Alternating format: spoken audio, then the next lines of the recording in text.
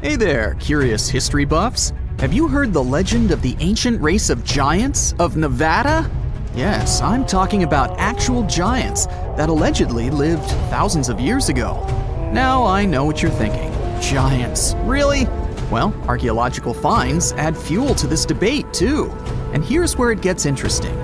Lovelock Cave was indeed used as a burial site, and some of the remains found there are much larger than average human bones. The cave is by the Humboldt Sink in western Nevada. It was once part of an enormous lake, which eventually dried up, leaving a number of smaller ones, including the Humboldt Sink. The cave became the home of the Site-Ka tribe. According to the legend, these red-haired giants were so big that they had to be buried in the cave itself. Indeed, later on, archaeologists discovered 8 to 10 foot tall skeletons. This legend started to unfold when a mining engineer named John T. Reed talked to the locals in 1886. Once Reed saw the cave, he knew he was onto something. The news spread soon, but the cave was attracting another type of attention too. The deposits of a fertilizer known as guano were discovered inside the cave. So a mining company began excavating the precious resource in 1911 and soon shipped more than 250 tons of the fertilizer to San Francisco. Unfortunately, some of the human remains and artifacts were neglected and lost in the mining process. This led to an official excavation in 1912 and 1924. After the top layer of guano had been mined, strange objects started to surface. Around the area, the earliest evidence of human habitation dates back about 4,000 years. The Lovelock culture lasted for some 3,000 years, and they left us with 10,000 stunning artifacts. The pits in the cave were like a series of time capsules hidden at different depths. Archaeologists determined the age of each pit by its depth. It turns out that many different groups used the cave for storage over a really long time, and the things they stored there give us a really cool glimpse into their cultures. It's like a giant ancient storage unit full of hidden treasures. What have the researchers found besides the giant bones, you might ask? Some other bodies were mummified using a method similar to the one applied by ancient Egyptians. These remains also had something in common with the bodies discovered as far south as Lake Titicaca. Both mummies had some red hair. Yet, there are scientists who believe this reddish hue is the result of the interaction with the environment in which the bodies stayed. So, while the story of the red-haired giants may be a wild and intriguing tale, not everyone is convinced. Some experts believe that the bones found in Lovelock Cave are simply the remains of prehistoric animals, like mammoths or sloths. But others insist that there's something more to the story. Other relics, such as finely crafted baskets and exquisite duck decoys made from tule fibers, were also found there. In any case, this cave is worth the attention it gets. By the way, you can still visit this cave today and see the pits of different depths with your own eyes. But let me tell you one thing. It's in a hot, dry, and isolated place. Archaeologists have made another discovery that seems to be straight out of a legend. They think they found the palace of the one and only Odysseus, who was the legendary Greek king of Ithaca and the hero of Homer's epic poem. Move over, Indiana Jones. We've got some real-life adventure happening here from around 1300 BCE. Apparently, this is the only palace mentioned in Homer's epic poems that hasn't been found. The excavations have been made on the Ionian Islands, and the view from the ruins found on the island of Ithaca are exactly as described in the Odyssey, says the professor who led the excavation team. Known to the ancient Romans as Ulysses, the Greek hero took 10 years to return home to Ithaca after the fall of Troy. For many years, Homer's other epic, called the Iliad, which tells the story of the protracted siege of Troy by the Greeks, was regarded as a myth too. But then, in the 1870s, Troy was rediscovered in modern-day Turkey's Çanakkale city. So, if they found Troy, who's to say they couldn't find Odysseus's home? The researchers were following Homer's words as a roadmap. The excavation site has a building complex with 2 levels. It has important finds, such as storerooms and workshops, a complicated drainage system, and fragments of pottery. It also has a well from the 8th century BCE, which is around the time when Odysseus is believed to have been the king. Yet, not everyone is convinced that the team has actually discovered the home of Odysseus. A British researcher named Robert Biddlestone insists that Homer's description of ancient Ithaca isn't very similar to the island that now has its name, and that Odysseus's kingdom was actually on the Isle of Cephalonia. However, Italian archaeologist Adriano La Regina might have a more realistic approach to this debate. He says that whether this find has a connection to Ulysses or not, what's more important is the discovery of this royal palace. Once upon a time, in a land far away, the Klamath Indians spread a legend about the creation of Crater Lake. Okay, maybe this land is not that far away, and it still exists. You can find it in south-central Oregon, in the western United States. Anyway, the legend has it that this lake was formed in a vicious battle between 2 volcanoes, Mount Mazama and Mount Shasta. Then the spirits of Earth and the Sky, which are Lao, who ruled the below world, and Skell, the chief of the above world, joined the fight. It turned into a geological drama. During the battle, darkness veiled the land. The fight was over when Mount Mazama collapsed and sent Lao back into the underworld. Then the rain filled the pit and created a lake in the place where the mountain had once stood. Flash forward to our time. Scientists have discovered that Mount Mazama did erupt 7,700 years ago. Artifacts found in the area prove that the legend indeed contains some details about the explosion. The tale says that red-hot rocks were flying through the sky. This happened during the volcanic eruption that caused the mountain to collapse. This created the volcanic caldera, which later on got filled with water. What makes this legend came true story unusual is how long it has existed. According to researchers, these types of verbal stories lose their credibility within 600 to 700 years. That's why the legend about the creation of Crater Lake is so unique. So many generations, for hundreds of years, have been accurately passing down the information. This volcanic Crater Lake is now in a national park. It's famous for its deep blue color. The water in it is extremely clear. If you visit it today, the water you'll see won't be the same as for someone who will visit the place 250 years later. Because there are no rivers flowing into or out of the lake, the existing water evaporates and the lake gets filled again by rain and snowfall.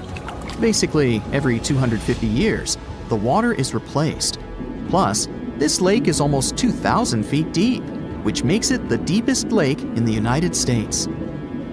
Swimming is okay in the lake, but there's only one legal and safe trail to get to the shore. There are other activities, such as fishing and boat tours. Shared human experiences, such as birth, marriage, and aging, may explain why certain tales are shared globally. Similar struggles and obstacles faced by humans around the world generate similar themes in traditional stories about love, parenting, and mortality. So, do you have legends or tales you've heard of from your grandparents? Who knows? Maybe your ancestors, too, witnessed a cool historical event. Now picture a tomb locked for 1,400 years, and then, suddenly, poof, it's open. What could be inside? An ancient curse or exciting discoveries? Maybe the former, since a giant stone owl is guarding the entrance with the owl's beak clamping down on a human face like it's swallowing a soul. Now, it's not just a picture this situation. The discovery probably happened like this. The archaeologists were at a place called San Pablo Huitzo in southern Mexico. At one point, they stumbled upon something that resembled an entrance. Ooh, where did it lead? They just had to figure it out. By that entrance, there was a large carved owl. Soon the researchers realized that it wasn't just decoration. The beak of the bird was open, and inside, there was the painted face of a man. Most likely, it was an important leader. For the people inhabiting that region, owls were linked to demise and power. So, it was like either the owl was guarding the spirit of the person buried there, or was it holding it captive? Was it even wise to sneak into that mysterious place? Well, the scientists' thirst for answers was more powerful than any fear. So they entered and found themselves inside a tomb. It was made up of two main parts, a front room, kind of like an entrance hall, and a deeper burial room. There was a doorway between these two rooms. It was covered in carvings. At the top, there was a stone beam with special symbols on it. Those symbols worked like names based on a person's birth date. On each side of the doorway, there were carvings of a man and a woman wearing detailed headdresses. The researchers thought they could have been placed there like guards, watching over the tomb. The walls were still painted in bright colors – white, green, red, and blue.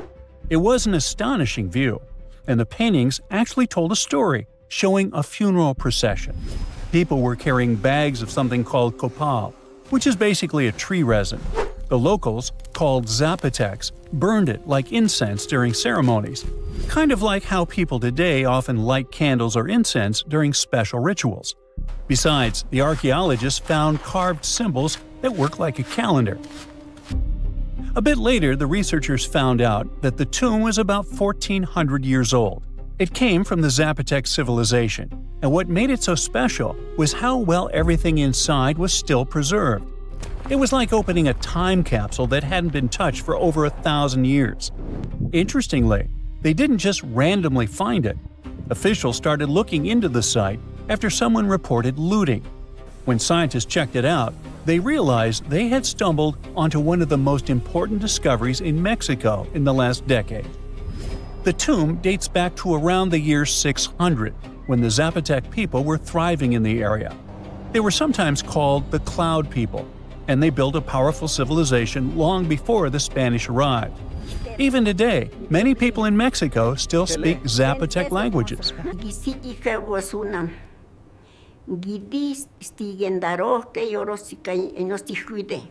Right now, experts from the National Institute of Anthropology and History are working carefully to protect the tomb and study everything inside. They're looking at things like pottery, symbols, and even a few human bones they found there. One of the most exciting things about this discovery was that many other Zapotec tombs found in the region had already been looted before archaeologists got to them. That means we lost a lot of history. Luckily, this tomb was miraculously mostly intact. Now scientists are focusing on protecting the tomb. They're carefully controlling the air and humidity inside because even small changes can damage it, documenting the artwork, and studying the carvings and symbols. But ancient tombs aren't always hidden deep underground, like in adventure movies. Sometimes you can find them right under a busy city. In 2023, archaeologists made a bizarre discovery on the edge of Chapultepec Park in Mexico City.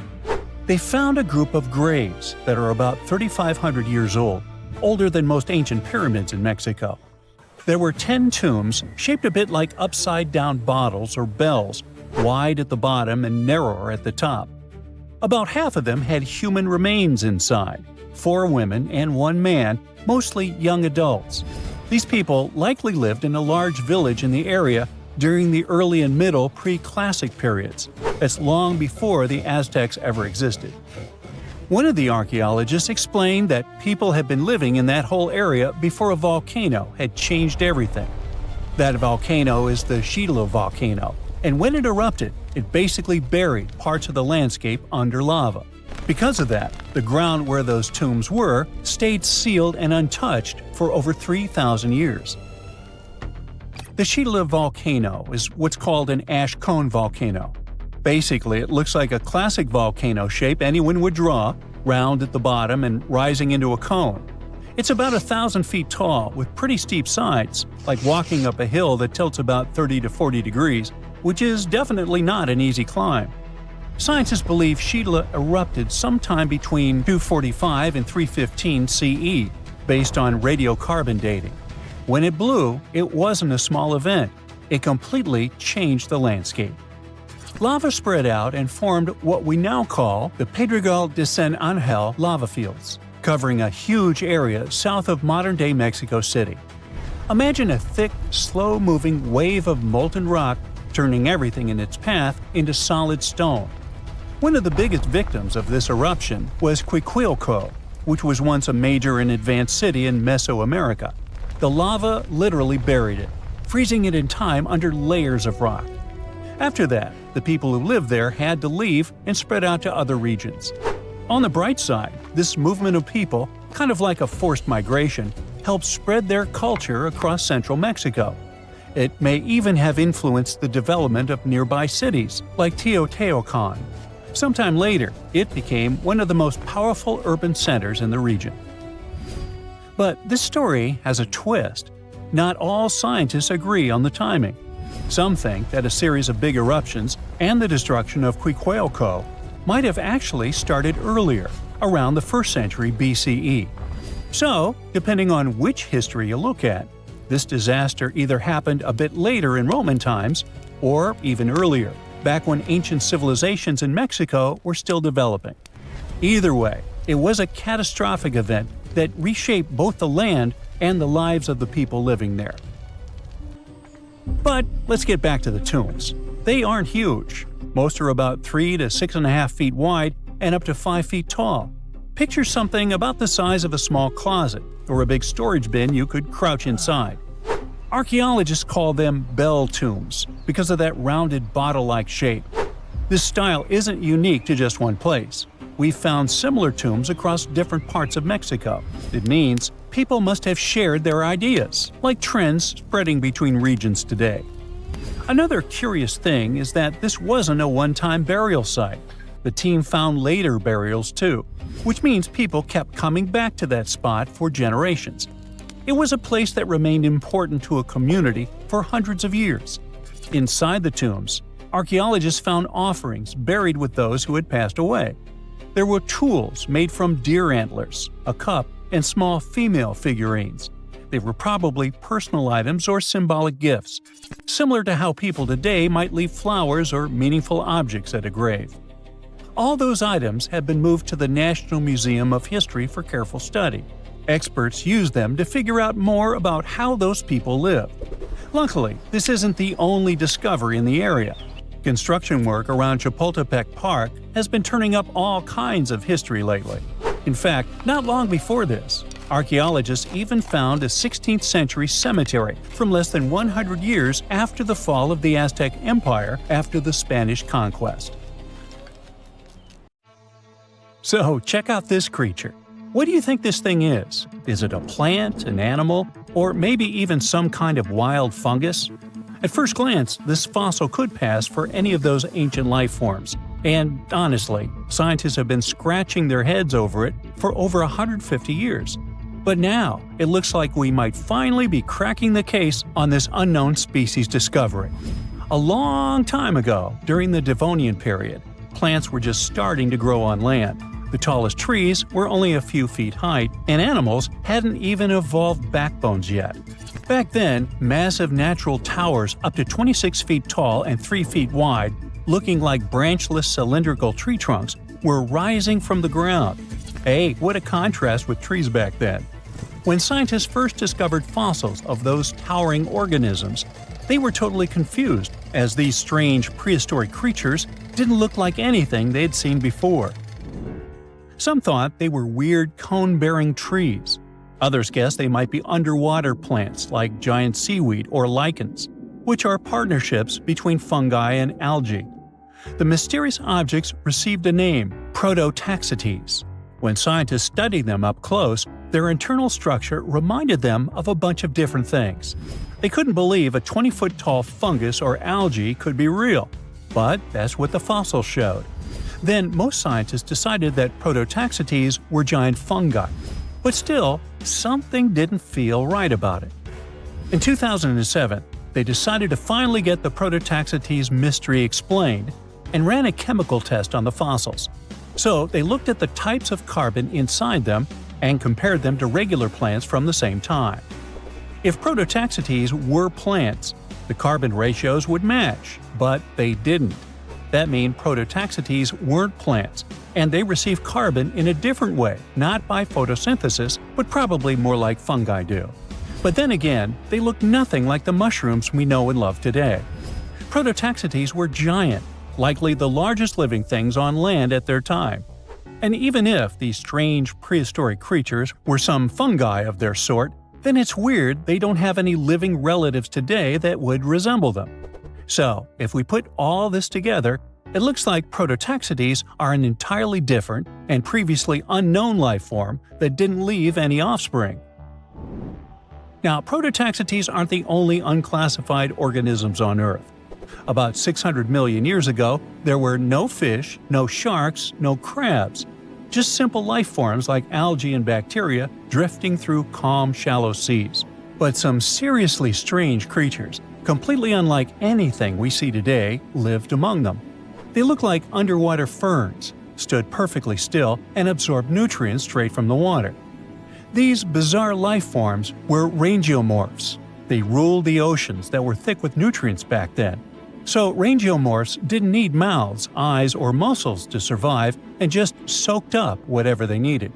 Some of them were as small as a finger, and others grew as tall as 6.5 feet. But as Earth entered the Cambrian period, the oceans became much more competitive. Fast-swimming creatures with limbs, eyes, and jaws showed up and ate the same food faster, and maybe even ate the rangeomorphs themselves. The chemistry of the oceans also started to shift, and the nutrient-rich waters became more like today's oceans, where food floats around in particles that active animals scoop up. So the rangeomorphs vanished forever, but scientists still find their fossils all over the world preserved in ancient rock. They had an incredible fractal design, a pattern that repeated itself at every level, from the smallest branches to the full body. Using fossil clues, researchers built 3D computer models of what rangeomorphs looked like. They found out that these strange prehistoric creatures filled their space in a nearly perfect way. They were like optimized living sponges. But scientists still can't agree on where exactly rangeomorphs fit on the tree of life. At first, they argued over whether they were plants, animals, fungi, or something completely different. Now, most agree they were primitive animals, though they were so different that they might deserve their own unique branch, what scientists call a clade.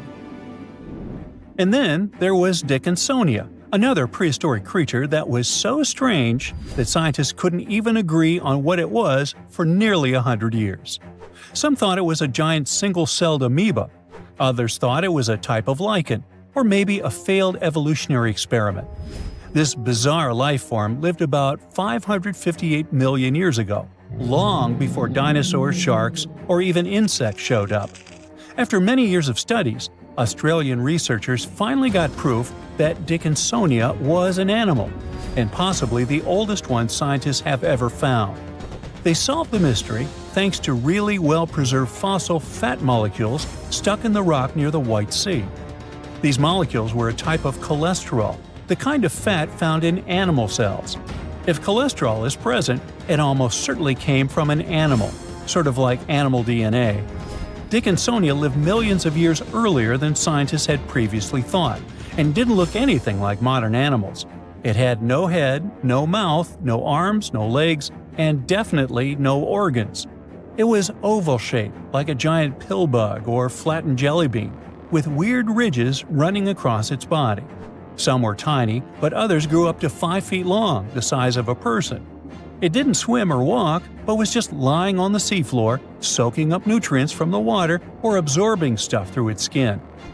It was tricky to identify because most fossils came from high-pressure rock, where heat had destroyed all the delicate organic stuff scientists needed to study. To get to the good fossils, researchers had to rappel down 300-foot cliffs, dig out huge blocks of sandstone, throw them down, wash them, and then repeat the process. And inside one of those sandstone slabs was the fossil that changed everything. That helped finally confirm that Dickinsonia was an animal, which proves that complex animal life existed before the Cambrian diversification, where tons of new animals with bones, eyes, and limbs suddenly appeared. Scientists think the spot where they found these fossils might hold more clues about ancient life. For a long time, scientists had no clue what other group of ancient life forms, slime molds, were. These weird jelly-like blobs that pulse and ooze on rotten logs and forest floors aren't fungi like mushrooms, though people thought they were for years. It turns out they're more like amoebas, squishy, single-celled organisms that can move around. There are over 900 species of slime molds all over the world. You'll find them in soil, leaf litter, and especially on decaying wood. Scientists found them trapped in amber from 100 million years ago, and it looks just like modern slime molds. Scientists still know very little about how slime molds interact with other species, what role they play in ecosystems, or how they think without a brain, nerves, or a control center. But somehow, they can make decisions and adapt to their surroundings. It makes them a lot like social insects, like ants or bees, where no single bug is in charge, but the colony still works together as a smart group. Even without brains, scientists have trained slime molds to solve mazes just by responding to chemicals and learning from their environment. One way these organisms learn is through a process called habituation. It's sort of like how you get used to cold water after jumping in a lake, or stop noticing an annoying buzzing noise after a few minutes. That's your brain helping you tune out something harmless. Some slime molds can do this too. If they get in nasty conditions, like salty, dry, acidic environments or chemicals, they'll avoid them at first. But if there's food on the other side, they'll eventually get used to it and push their way through. And if you let slime mold go dormant and wake up a year later, it still remembers how to deal with salt. They even seem to be able to decide where to go based on where they found food in the past. With more and more unknown species discoveries, scientists can paint a better picture of Earth's biological past. Welcome to Rapa Nui, better known as Easter Island. It's a tiny speck in the vast Pacific Ocean, 2,200 miles away from the coast of Chile. This island is most famous for its eerie moai statues. This place is also home to one of the most mysterious writing systems in the world, called Ronga Ronga. We found it on 27 small wooden tablets. For years, historians have been arguing about the true history of these tablets, and now we might have found the truth. Humans first set foot on this island in the 12th century. For many years, it was home to the Rapa Nui people. They were pretty isolated out there in the Pacific Ocean until Europeans arrived in the 1720s. Europeans brought with them lots of troubles, leaving only a small fraction of the native population alive. Later in the 19th century, a missionary, Eugene Iro, went to the island and discovered the wooden tablets with intricate symbols carved on them. He wrote how marvelous they are, but there are hundreds of them on the island, and that they can be found in every household. But unfortunately, not all of them survive to this day. We've only got 27 of them. Some of them were heavily weathered, burned, or otherwise damaged, and now they're scattered all over the world in museums and private collections. Some of the language's artifacts were carted off to Tahiti and then to Europe by Europeans, leaving none behind on Easter Island itself. The 4 sacred tablets found their home in a congregation in Rome. They were the ones used in the recent discovery. For years, historians have been arguing whether this writing system was made up by the islanders themselves or they borrowed it from Europeans. To find the truth, they decided to use a technique called radiocarbon dating. All organic materials, like wood, charcoal, and so on, contain a tiny amount of a radioactive form of carbon called carbon-14. When life comes to an end, things stop taking in carbon-14, and the amount they had starts to decay over time.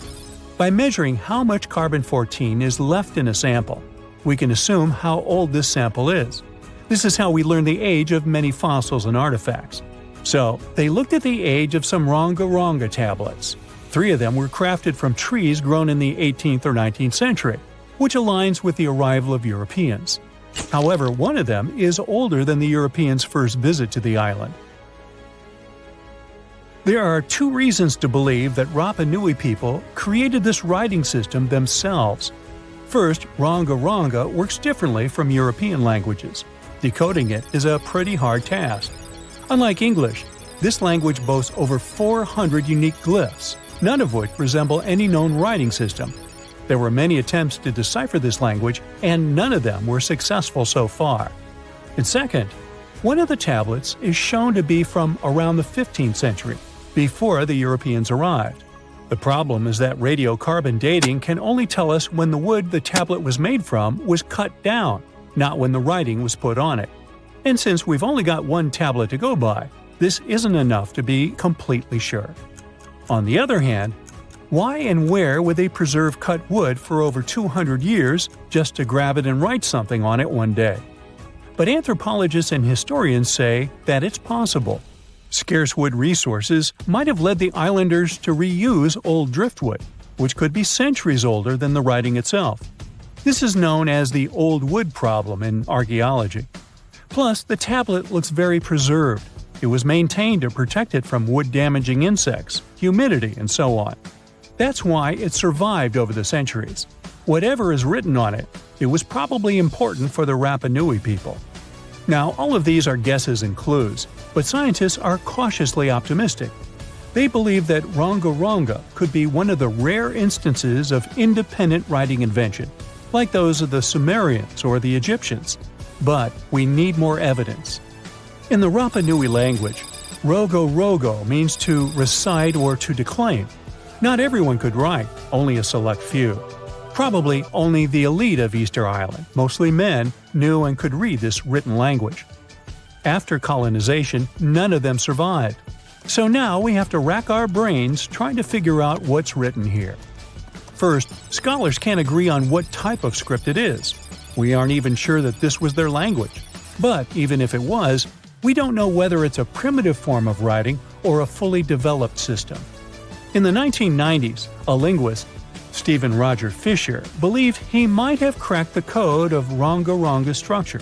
His idea was that these tablets conveyed cosmogonies.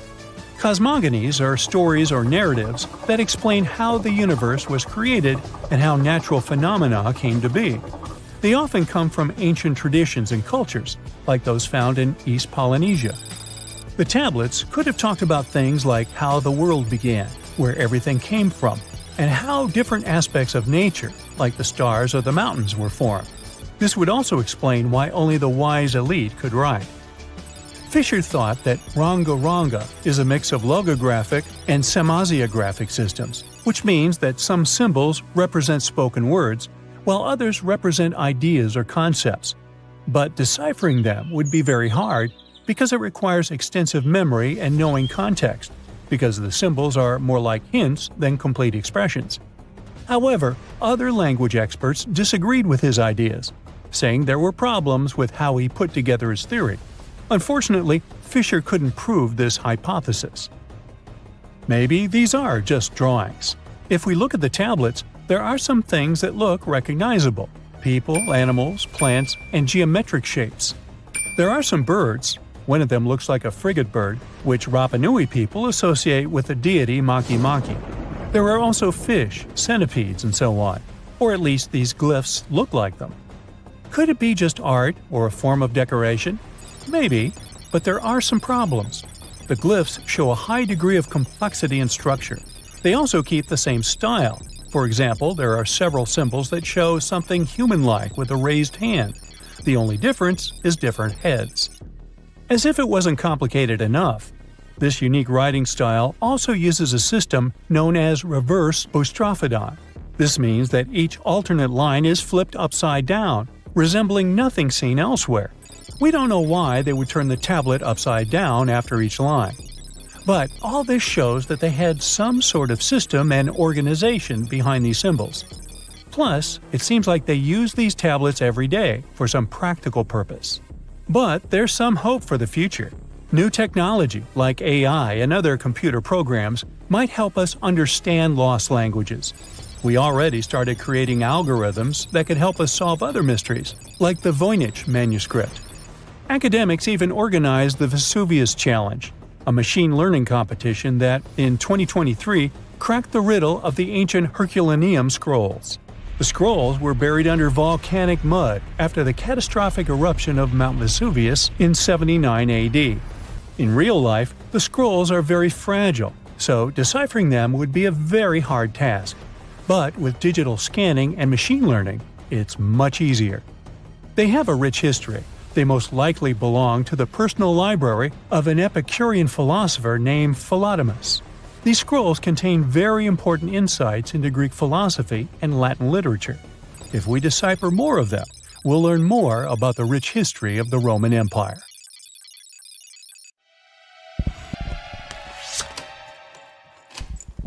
In Colombia, people saw a small round object floating in the sky which then fell to the ground. They recorded it on video and picked it up. It turned out to be a strange round metal sphere. There were no turbines or propellers on it, which are common for drones. Plus, according to eyewitnesses, the sphere was cold after it fell to the ground. It weighs only 4.5 pounds, which is twice as light as a bowling ball. But the most interesting thing is what was written on it. Unknown symbols resembling the runes and writings of ancient civilizations, like those from Mesopotamia. With the help of AI, a researcher managed to decipher the mysterious inscription, and this is what it read: "The origin of birth through union and energy in the cycle of transformation, meeting point of unity, expansion, and consciousness, individual consciousness." What? It sounds too philosophical and fanatical, but what do you think? Okay, the inscription is more or less clear, but what about the composition of the sphere? What is its origin? Its design differs from standard production methods since it has no welding seams and joints. Using X-rays, scientists saw the interior of the sphere.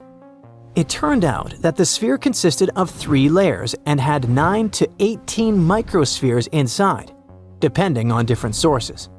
All of them were located around the core. Obviously, many people started to claim that this was some kind of unknown technology from another planet. How it floated and why it turned out to be cold is unknown, but let's be honest. If it was really some unknown mysterious object from space, then the whole world would already be talking about it. The sphere looks like an art object or something like that. And all these tricks with hovering as well as the encrypted message seem to be part of some kind of performance. Most internet users have the same opinion, by the way. What do you think is the point of this project? Perhaps the artist wanted to show how easy it was to make people believe in extraordinary things. Or if you read the deciphered words attentively, it looks like a philosophical message encouraging us to stop ruining the planet and claiming that progress and nature must unite.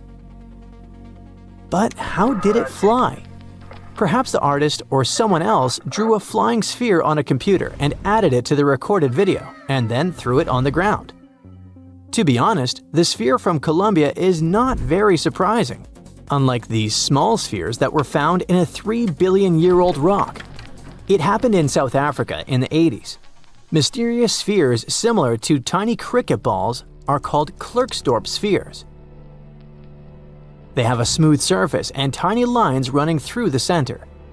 They look like they were created by some ancient cave human, but the only catch is that 3 billion years ago, there were no humans. There weren't even any dinosaurs. So who or what created these things? Many pseudoscientists say that the spheres were created by extraterrestrial civilizations.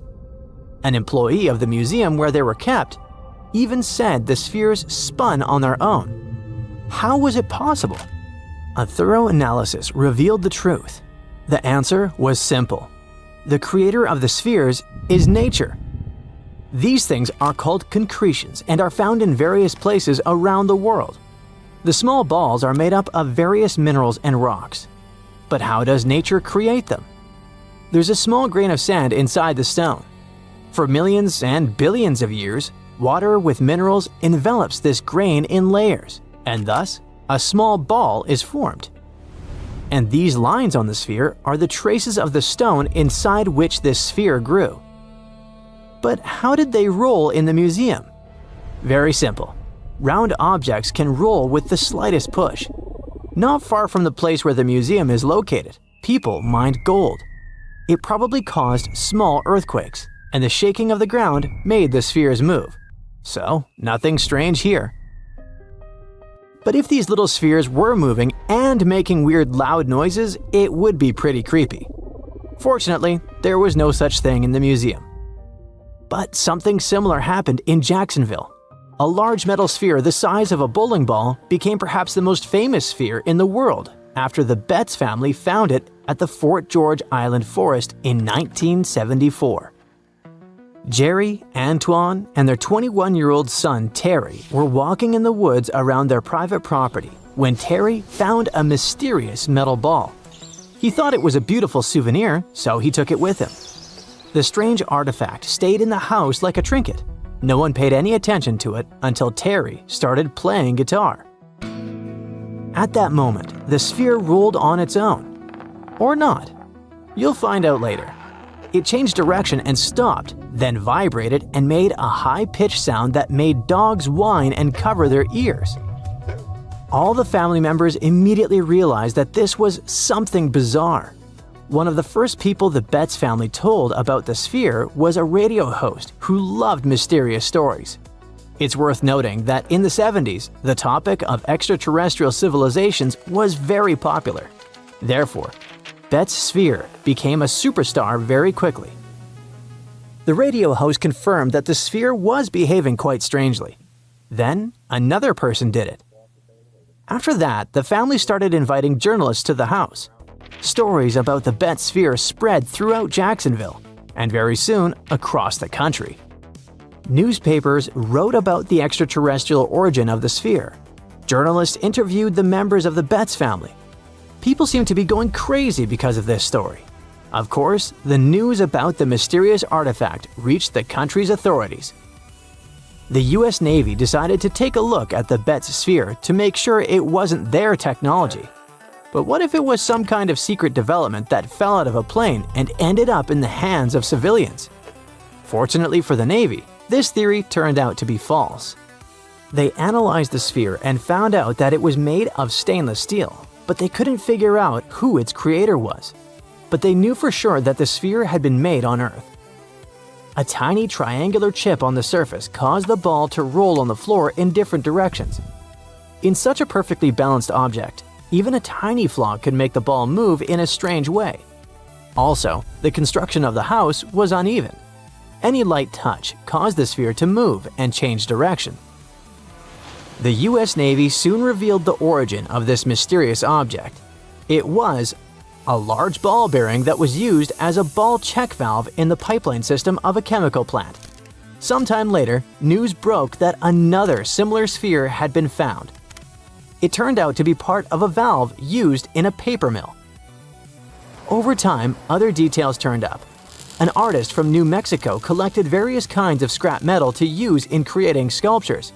He told reporters that he had once loaded a ball check valve onto the roof of his bus and drove through the Jacksonville area in 1971. A few balls fell out. Perhaps one of them rolled off into the woods where the Betts family found it. That's the whole story. No magic or extraterrestrial technology. But despite all these investigations, the Betts sphere still remained famous. People called the family 24 hours a day. Journalists came to their private property to see the sphere. Of course, the family was tired of such popularity. Telling reporters the same things about this sphere over and over again was not the most fun activity. At some point, the members of the family stopped discussing it. In an interview, Jerry Betts said that all this popularity had suppressed the family. They were no longer engaged in investigations related to the spheres, so the exact origin of this thing was not proven. But as you've already heard, the theories seem to be quite true.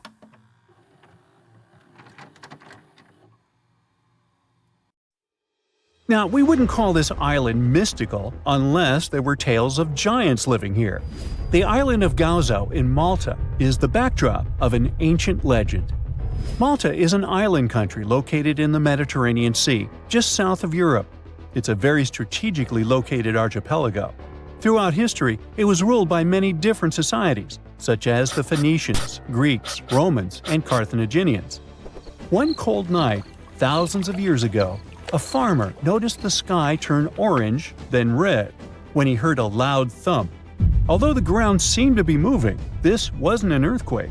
When he looked toward the woods, he saw a giant silhouette, taller than the trees. As he fearfully approached, he realized it was a woman, a giant woman. She introduced herself as Sunsuna. Unlike the terrible giants of many tales, Sunsuna didn't want to exterminate the human race. She was loving and caring. She told the farmer that she and her people could help protect their land from invaders. The locals were pretty interested in this offer.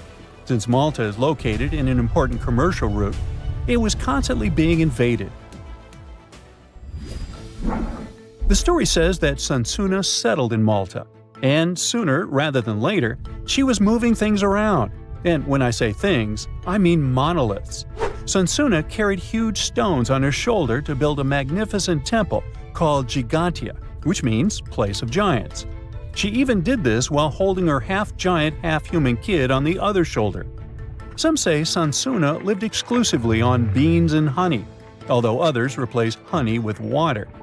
The funniest bit here is that Malta is the 10th smallest country in the world, but it somehow managed to host giants. Hey, go figure.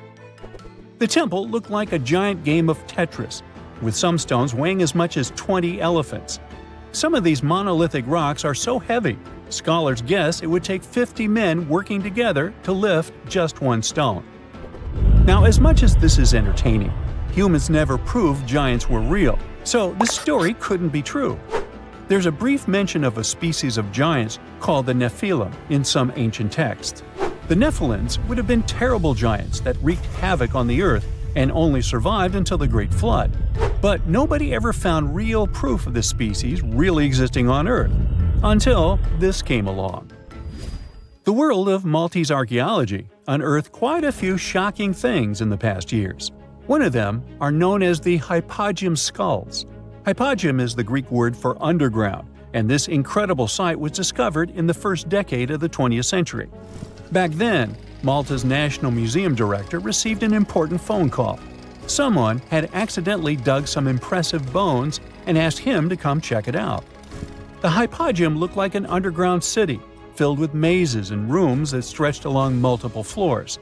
They were all made with similar limestones as the Maltese temples above ground.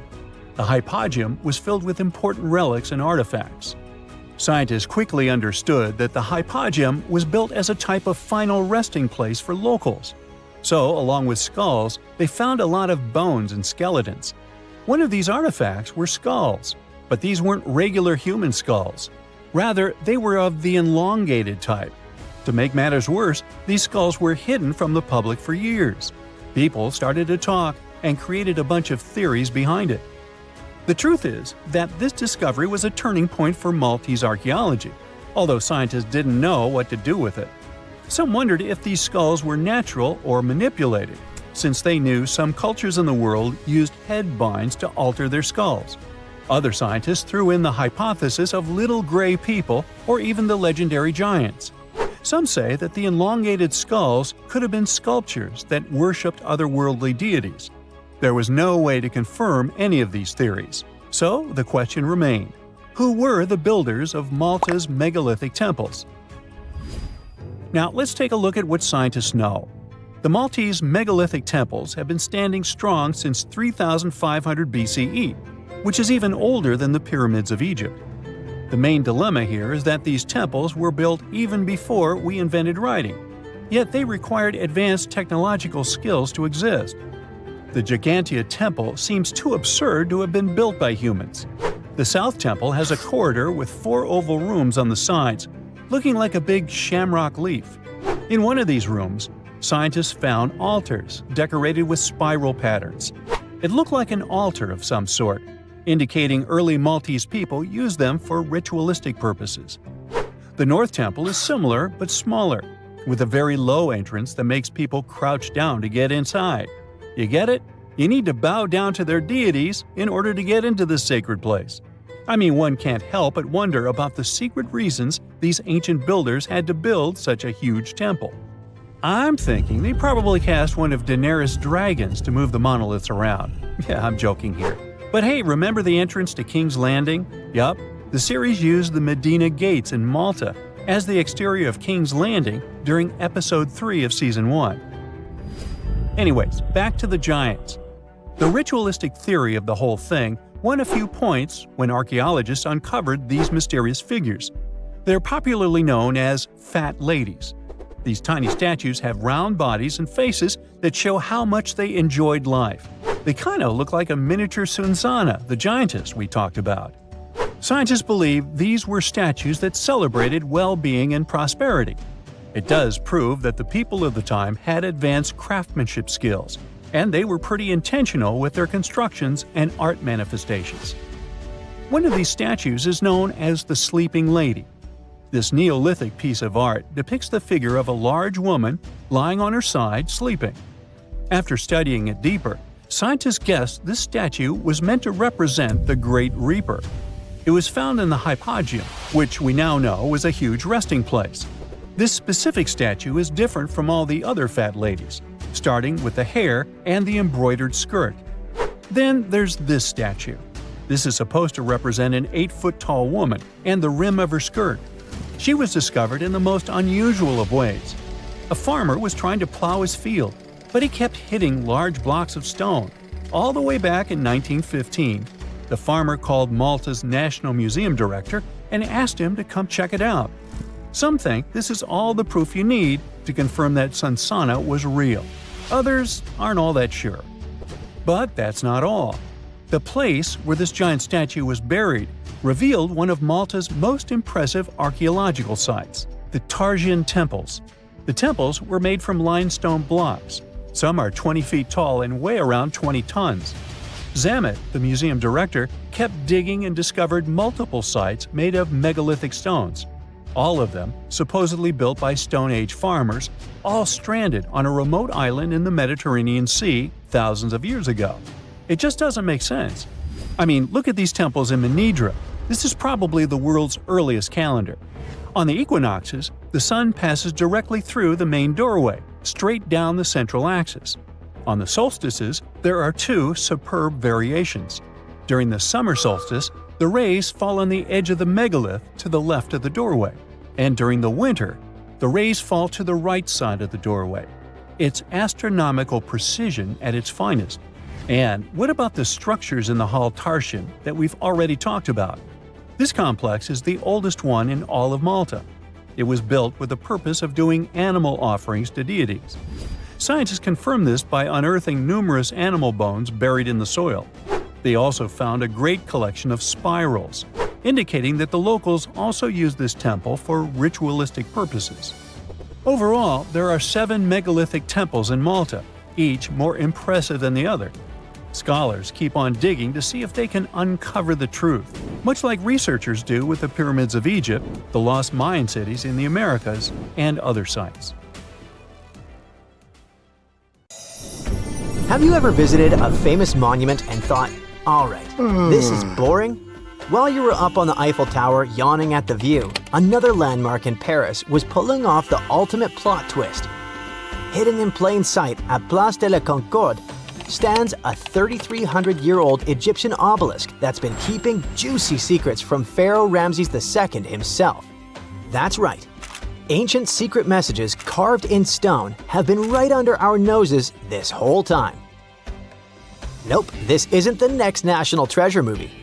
This is real life, and it took a real-life Indiana Jones to crack the code. So, let's set the stage. You've probably seen this block of stone before, right? Towering 75 feet high, this massive granite pillar was originally from Luxor, Egypt, and it's been chilling in the heart of Paris since 1836. It's covered in hieroglyphs, and for years, everyone assumed we'd already cracked their code. Mystery solved. Nothing left to see here. Enter Jean-Guillaume Aulet-Pelletier, French Egyptologist, cryptology expert, and part-time monument whisperer. Basically, if Indiana Jones traded his whip for reading glasses and binoculars, you'd get this guy. He's got a rather unusual hobby. He strolls up to the obelisk every now and then and casually reads hieroglyphs. For fun. Yes, he can read them fluently. No, we don't know what that says about our own hobbies. Until 2021, Experts believe that the inscriptions on the obelisk mainly praise the gods Amun or Amun-Ra, if you're on friendly terms, and Horus, the falcon-headed sky god with those super famous parents Osiris and Isis.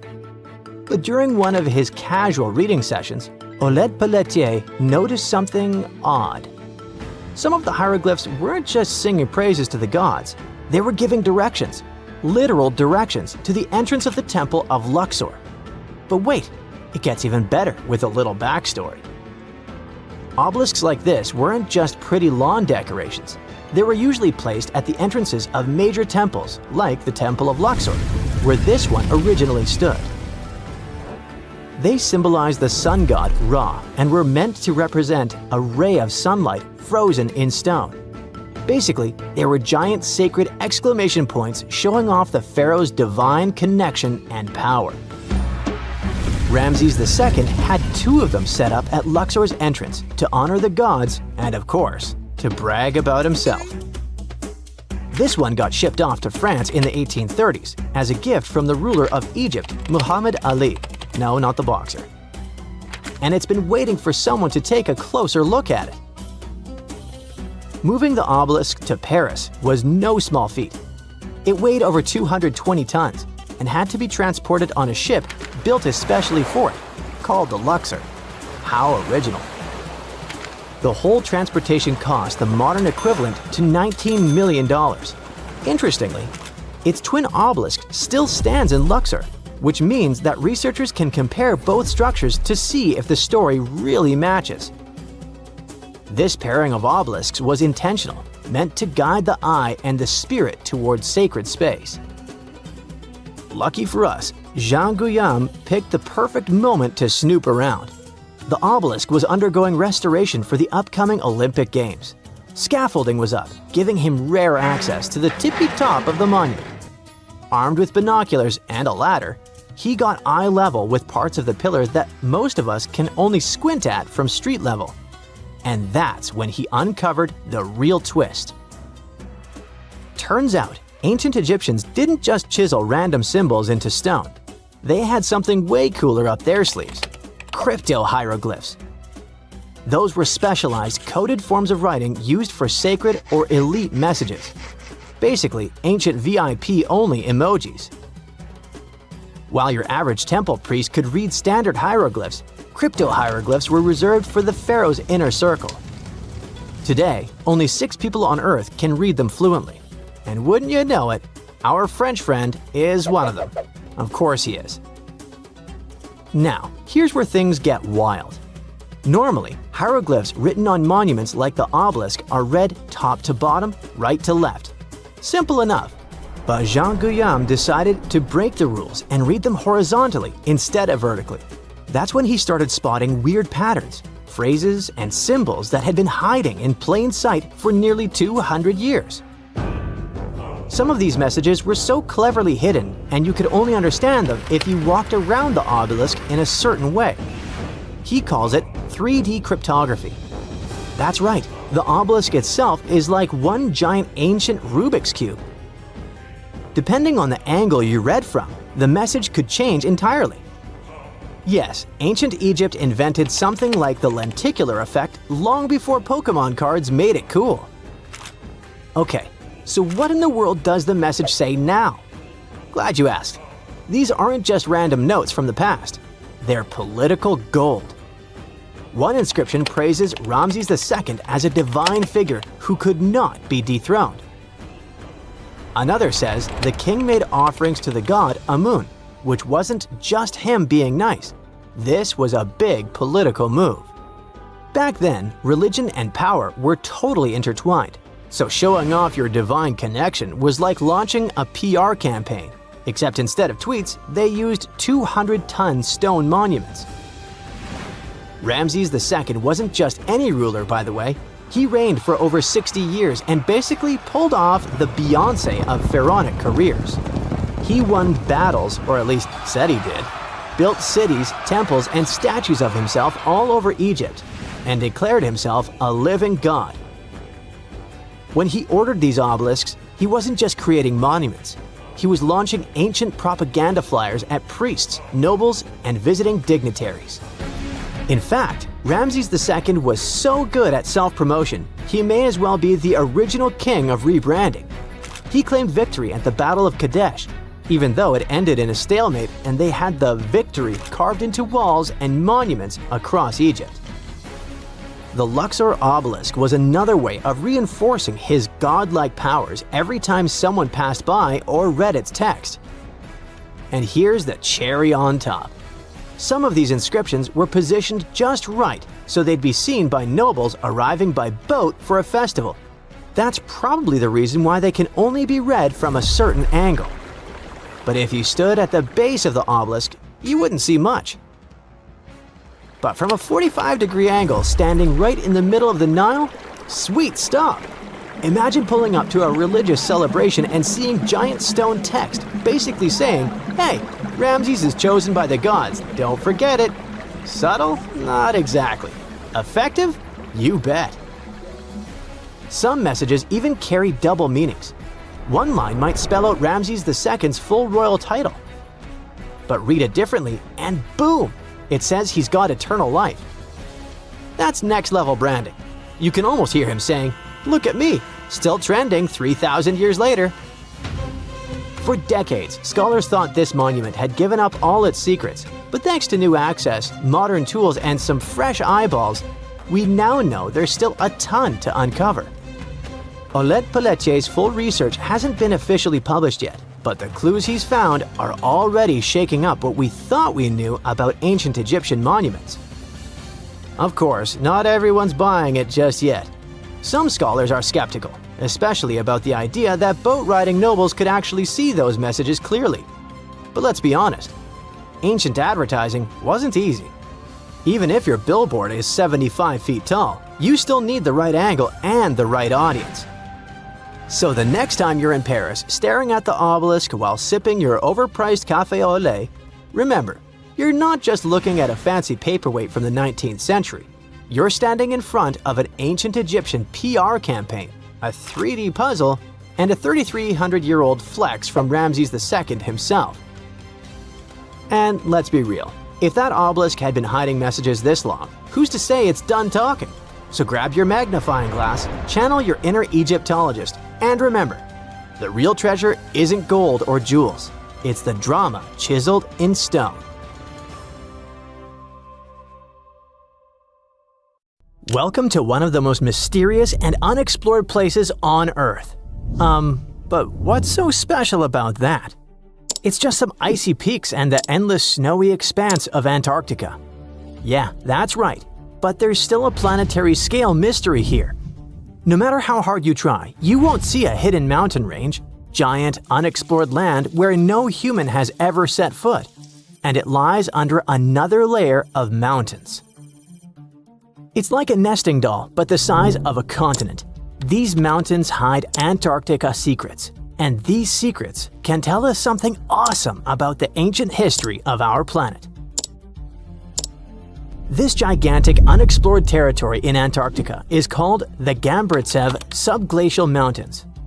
And the layer of ice above keeps this place untouched by nature and people.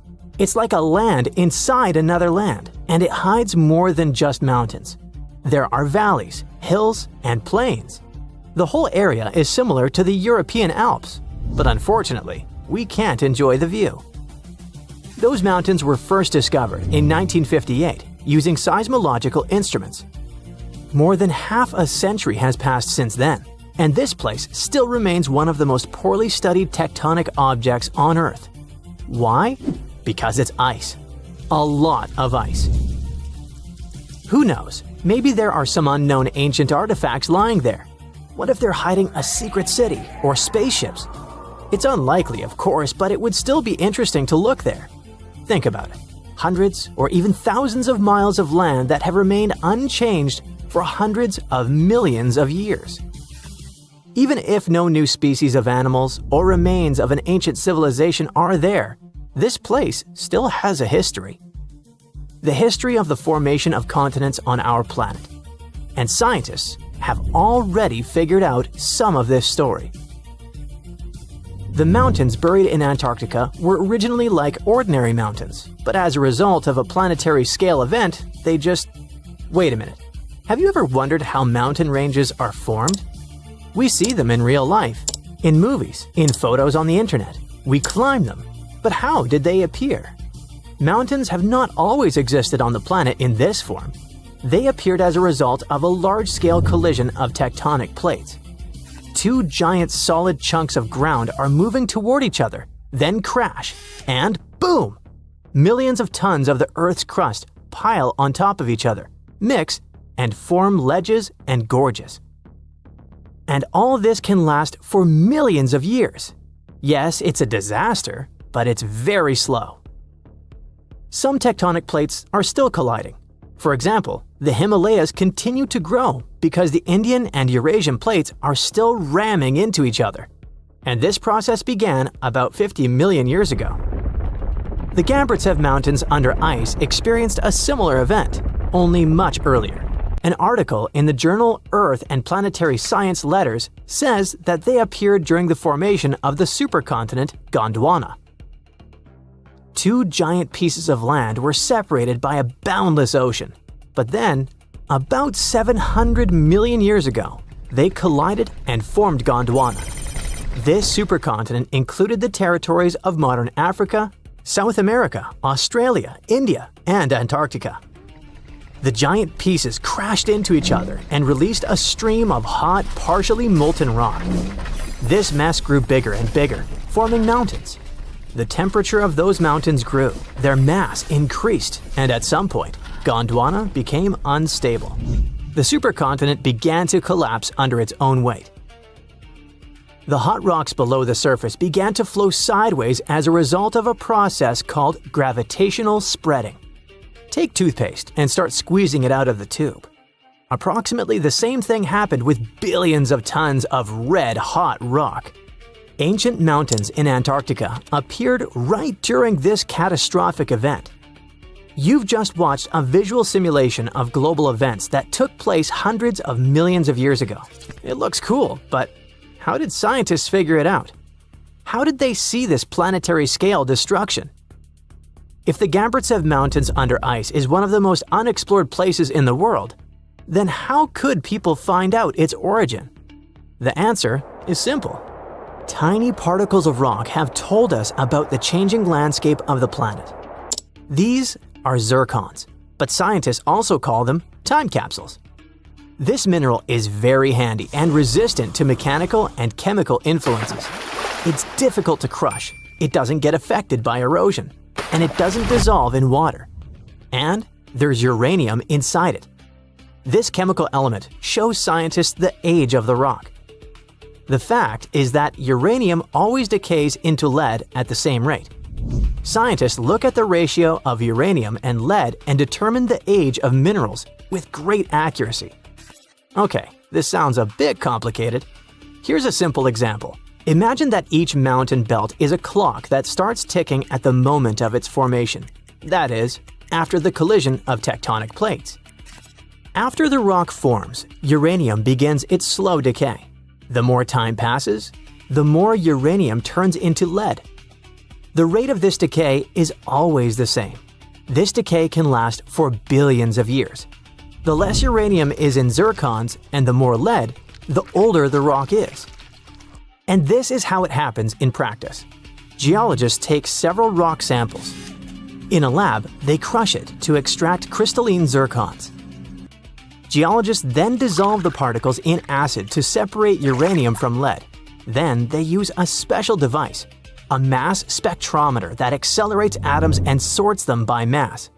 This is a rather complicated process, but the bottom line is that this device shows scientists the amount of uranium and lead. They look at the ratios of these two elements and calculate the age of the rock. Geologists took zircons from sandstones near the Gambritsev Mountains, studied those particles, looked at the level of uranium, and calculated the chronology of mountain formation. Then they compared the data obtained with the history of our planet and realized that the mountains buried in Antarctica appeared during the formation of the supercontinent Gondwana. But how did they find out that the supercontinent included Australia, India, and Africa? Zirconia from those Antarctic rocks turned out to be very similar to zirconium from those countries. That is, a long time ago, these three continents were together. So, the Gamburtsev Mountains began to grow about 650 million years ago. About 580 million years ago, they reached the height of the Himalayas, and 80 million years later, they experienced the melting of the Earth's crust. And while most of the mountain ranges on the planet were changing and collapsing, the Gamburtsev Mountains under ice remained untouched. Water, soil, wind, earthquakes, gravity, and other natural forces destroy mountain belts. This process is called erosion. But mountains buried in Antarctica haven't experienced anything like this. The cold temperature and the ice sheet around them kept this range unchanged. It's one of the best preserved ancient mountain belts on the planet. Okay, but why do we need to explore these mountains? What difference does it make that the supercontinent Gondwana collapsed in the past? It's possible that plants, frozen bodies of insects, or ancient bacteria have remained preserved under thick layers of ice. What about ancient animals? Many species could have lived on Gondwana. Studying ancient mountains in Antarctica can show us what the planet looked like about 500 million years ago. When Antarctica was a green continent, what lived on it? What happened to this life? Is it possible to revive those ancient creatures after so many years? If scientists were able to calculate the date of the supercontinent's appearance using tiny particles, then imagine what they could find after examining this hidden mountain range. It all sounds very interesting, but there's one problem. To take a small piece of this unknown world, you need to drill through a lot of ice. You need to deliver heavy equipment to one of the most inaccessible continents in the world, build stations, obtain an energy source, and conduct large-scale research. It sounds incredibly expensive, so this hidden territory will probably remain a mystery for a long time. Let's just hope that some billionaire will want to find out Antarctica's secrets and arrange a large-scale expedition there. Some mountains look so picture-perfect that you'd swear they were hand-sculpted by a divine architect. And the thing is, you're not that wrong if you think so. Wait, did someone really build mountains? Hidden deep in the Amazon rainforest, there's a bizarre cone-shaped peak that raises that exact question. And halfway across the world, there's a landscape that looks like someone spilled a massive bag of Hershey Kisses across a green field. No, you can't make this stuff up. Get ready to learn what would happen if a Hershey's Kiss and the Road to El Dorado movie had a baby in real life, because we're diving into two of the most mysterious and oddly satisfying natural formations on Earth, Cerro El Cono in Peru and the Chocolate Hills in the Philippines. One might be an ancient lost pyramid, and the other turns into chocolate every year. Well, sort of. Let's start with El Cono. This strange, solitary mountain rises more than 1,300 feet above the treetops in the heart of the Amazon, right near the Peru-Brazil border. Sure, the Amazon is no stranger to mountains. There are impressive ranges, like the Ameri Mountains farther north and the Andes, not in the Amazon per se, but running along Peru's spine. But you see, El Cono is different. For starters, it's completely isolated. If you fly over the region in a helicopter, all you'll see for miles is an endless emerald sea of rainforest. Then, boom, out of nowhere, a perfectly cone-shaped mountain juts into the sky like a giant green Dorito. It's not part of any major mountain chain, it doesn't have any siblings, and it looks so symmetrical that it almost feels artificial. And it's covered by forest. Now, naturally, this has sparked all kinds of theories. Some people think it's an extinct volcano. Others say it's a freak of erosion. And then there are those who whisper more exciting possibilities. What if it's a lost pyramid? And before you roll your eyes, this idea is not as wild as it sounds. And some people actually stand by this theory. After all, the ancient civilizations of South America built pyramids too. What? Yeah, can you believe that the Egyptians didn't actually invent the concept of pyramids? No joke. The Mochichachapoya and Inca civilizations all built monumental structures. In fact, pyramids are found all over the world, from Ethiopia and Thailand to Greece, Mexico, and even Italy. So why do pyramids keep popping up throughout history? Simple. They're structurally sound. The broad base supports the weight, and the pointed top was often seen as a symbolic connection to the heavens. Okay, but what are the chances of all these people coming up with the same idea at the same time? Okay, calm down. Ancient aliens. Yeah, that's possible. But as it turns out, ancient people did talk to each other via trade, migration, and cultural exchange. Ideas like pyramids didn't need to come from a secret one-world civilization. They just came from smart, curious humans scattered across the globe, all looking up at the stars and wondering how to get closer. In fact, recent archaeological discoveries have revealed massive ancient cities deep in the jungle that were completely swallowed by nature. In Guatemala, scientists uncovered a lost Maya city with its own pyramid structures.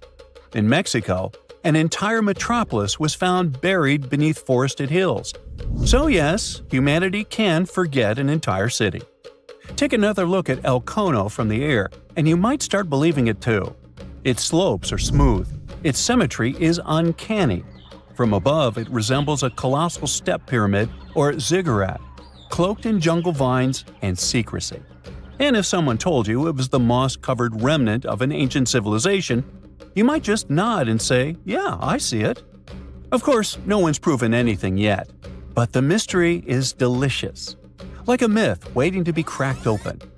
At the same time, for people who live nearby, El Cono isn't just a geological curiosity, it's sacred. In Andean cosmology, mountains like El Cono are known as apus, spiritual guardians of the land. These aren't just rocks, they're living beings, protectors, deities. Think Te Fiti from Moana, but South American and a little more mysterious.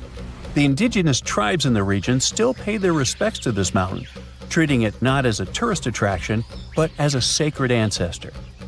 And while everyone's busy debating whether El Cono is a mountain or a pyramid, nature's just vibing. The area surrounding El Cono is now part of Sierra del Divisor National Park, created in 2015 to protect one of the richest ecosystems in the Amazon. We're talking about rare plants, hundreds of bird species, many types of monkeys, and endangered animals like jaguars, giant armadillos, and even tapirs, the jungle's adorable pig-elephant hybrid. And yes, there are caves, springs, and even undiscovered ruins hidden deep in the forest around El Cono. So, what is El Cono really? Some geologists think it's likely a volcanic cone based on its shape. That's the official word from UNESCO anyway. Others argue it's a rare example of erosional geomorphology, a fancy way of saying wind, water, and time teamed up to carve a perfect mountain out of the landscape. Like geological origami, shaped by millions of years of natural forces. But the truth is, we don't know. Not for sure. Not yet. Until someone launches a respectful science-based expedition with drones, ground-penetrating radar, and a green light from the local communities, El Cono will keep its secrets. And maybe that's the best part. Sometimes it's mysteries that make the world feel truly magical. Now, let's jump onto a metaphorical plane and head to the Philippines, where the mystery continues and gets a little sweeter. Spread across more than 20 square miles, there are between 1,200 and 1,700, or even more, perfectly shaped hills that look like chocolate kisses. Like seriously. In the dry season, the grass turns brown, and suddenly, it's like someone dropped hundreds of Hershey kisses all over the landscape. Sweet, right? These are the Chocolate Hills, duh. And they're some of the Philippines' most iconic natural wonders. From afar, they look almost too symmetrical, like some alien landscaper came down with a measuring tape and a sense of humor. But how did they get here? Well, according to scientists, the Chocolate Hills are a rare type of karst formation, a term used to describe landscapes formed when slightly acidic rainwater dissolves soft rock like limestone. In this case, the hills were once coral reefs and marine limestone that were pushed above sea level by tectonic forces. Over time, the exposed rocks got eroded by wind, rain, and underwater rivers. leaving behind this stunning army of symmetrical mounds. It's a geological marvel millions of years in the making. But science isn't the only explanation in town. Local legends are more fun. One story says the hills were formed when two giants got into a rock-throwing fight, launching boulders at each other until they collapsed in exhaustion, leaving the landscape littered with mounds, just like that one scene from the Hobbit movie. Another tale speaks of a heartbroken giant whose tears turned into earth, forming the hills as a tribute to his lost love. Oh. Today, the Chocolate Hills are a National Geological Monument and a major tourist attraction in the Philippines. They're also being considered for UNESCO World Heritage status, because, really, where else can you find such a naturally satisfying mix of geology and dessert? If you ever want to visit, it's pretty easy. Fly into Boho Palango International Airport or take a ferry from Cebu, and then head to the towns of Carmen, Batuan, or Sambanga. There are designated viewing decks, eco-parks, and even ATV tours that will let you explore the hills up close. So, whether you're chasing lost pyramids in the jungle or climbing a mountain that turns into chocolate in the summer, the planet still has places that surprise and delight. And that's the real treasure. Sometimes, nature's weirdest, most beautiful shapes aren't hiding aliens or ancient tech. They're just proof that Earth has a wild imagination. Stone Age people were grunting cavemen with spears. True or false? Absolutely false. They were gathering around and forming real culture as far as we've discovered.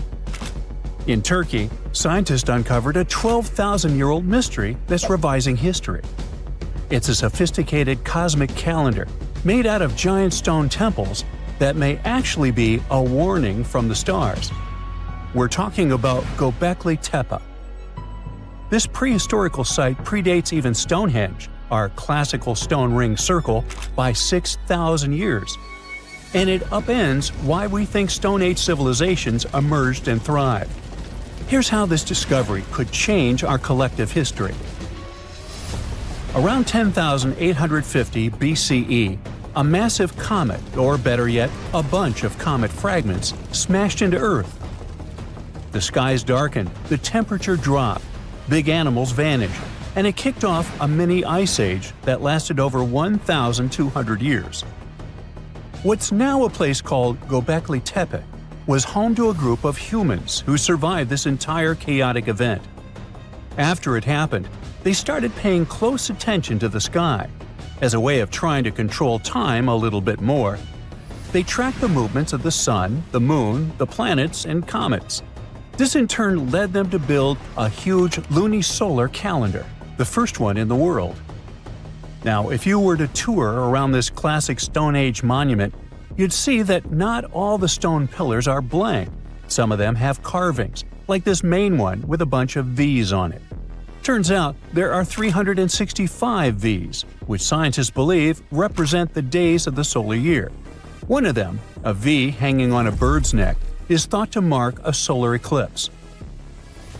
Other pillars have dangerous animals carved on them, like foxes, lions, scorpions, vultures, twisting and crawling up the sides. Unlike typical Stone Age carvings, these weren't of edible animals like deer or sheep. One of the theories is that these drawings were symbolic.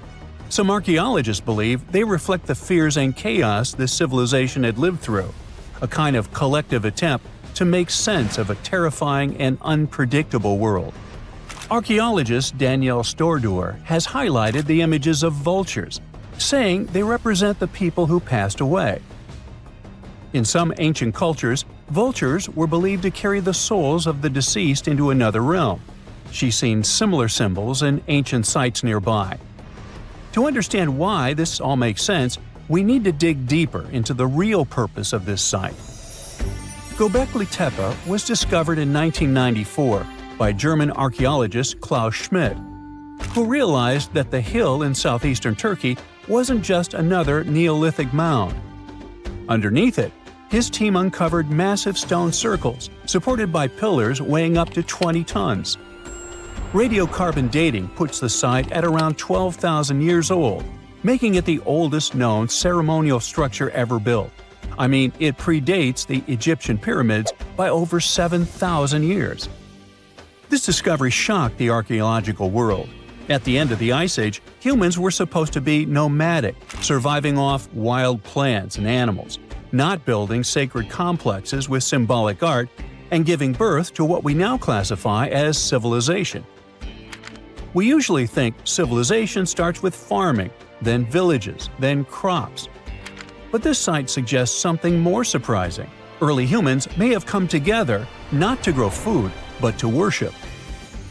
Schmidt found no signs of homes, hearths, or permanent settlement, just stuff used for rituals and gatherings.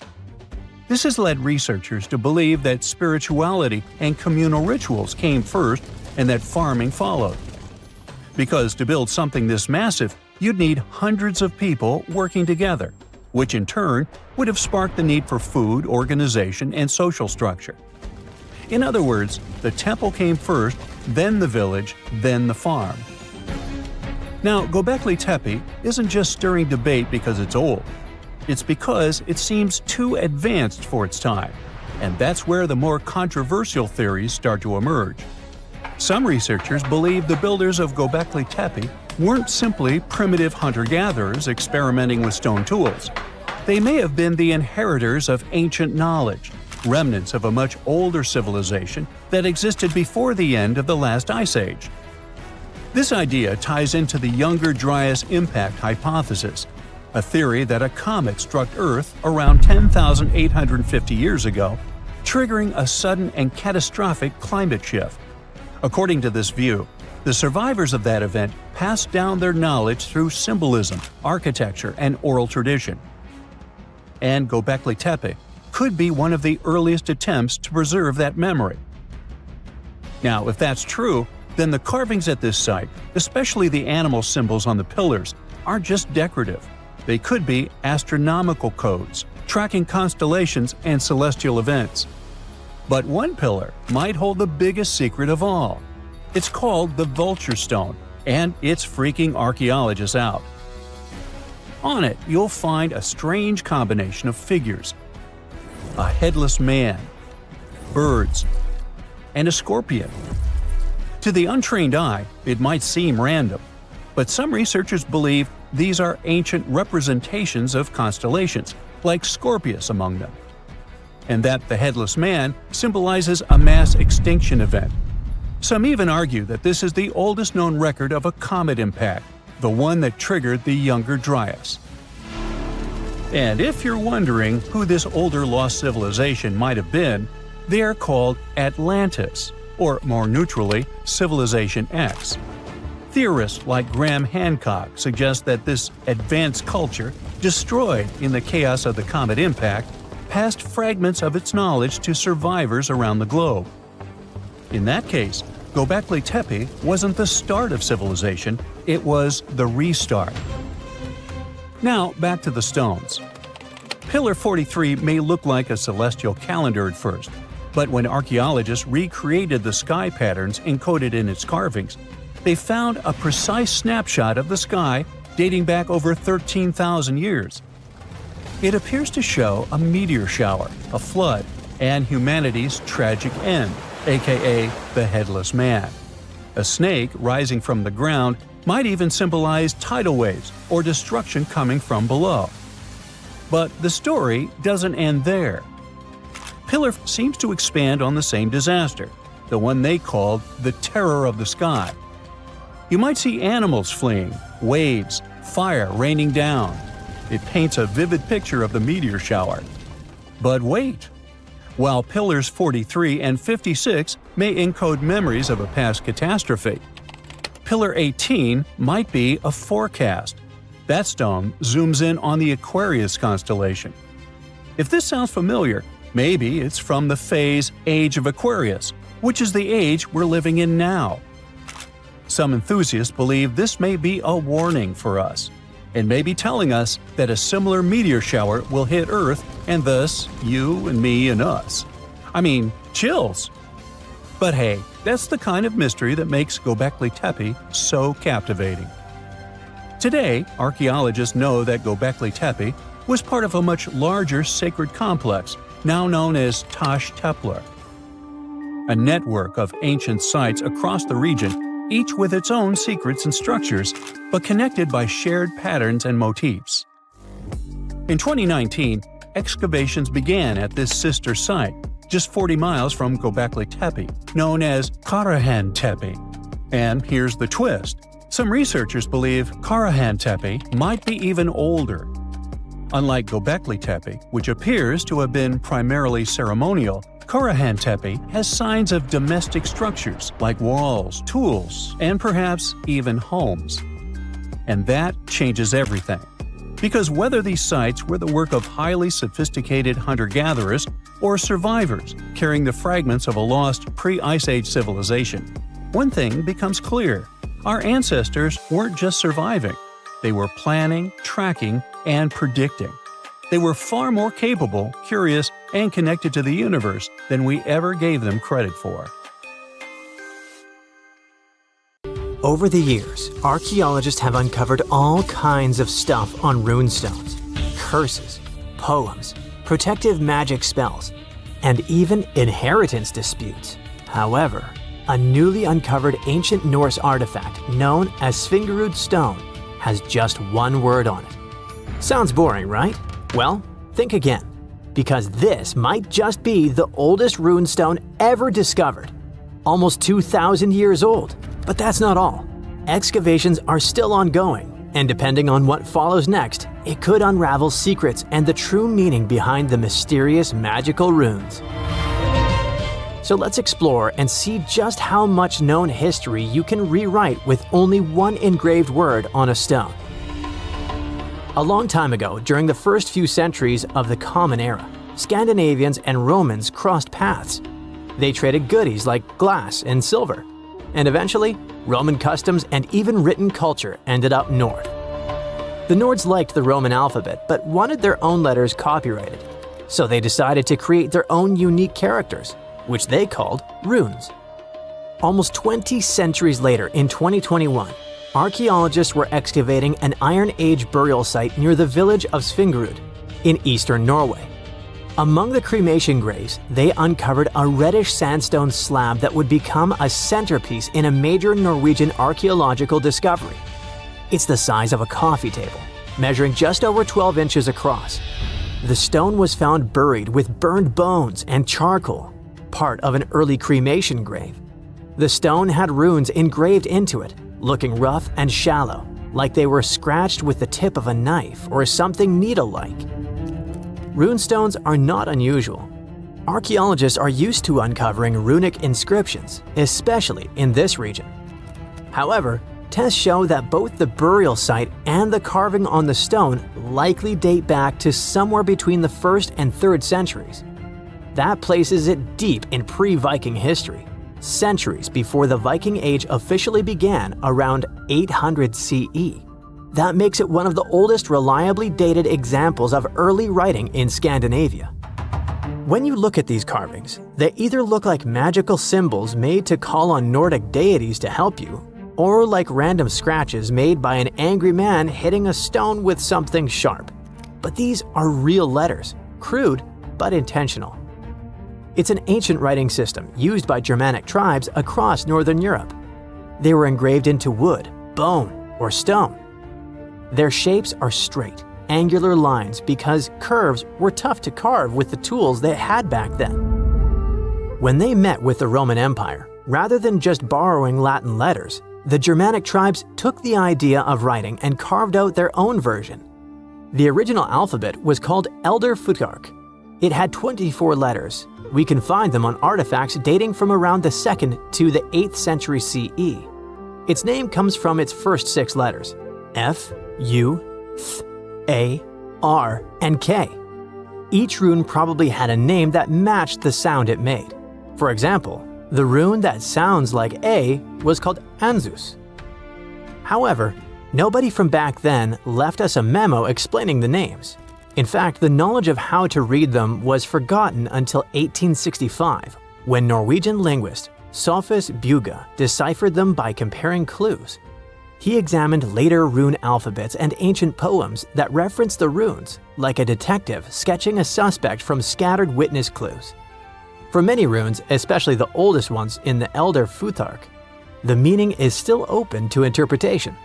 They weren't common knowledge, which is reflected by the fact that only some 350 surviving inscriptions remain. This changed eventually when the Scandinavian language evolved from Proto-Norse into Old Norse, spoken by mighty Vikings.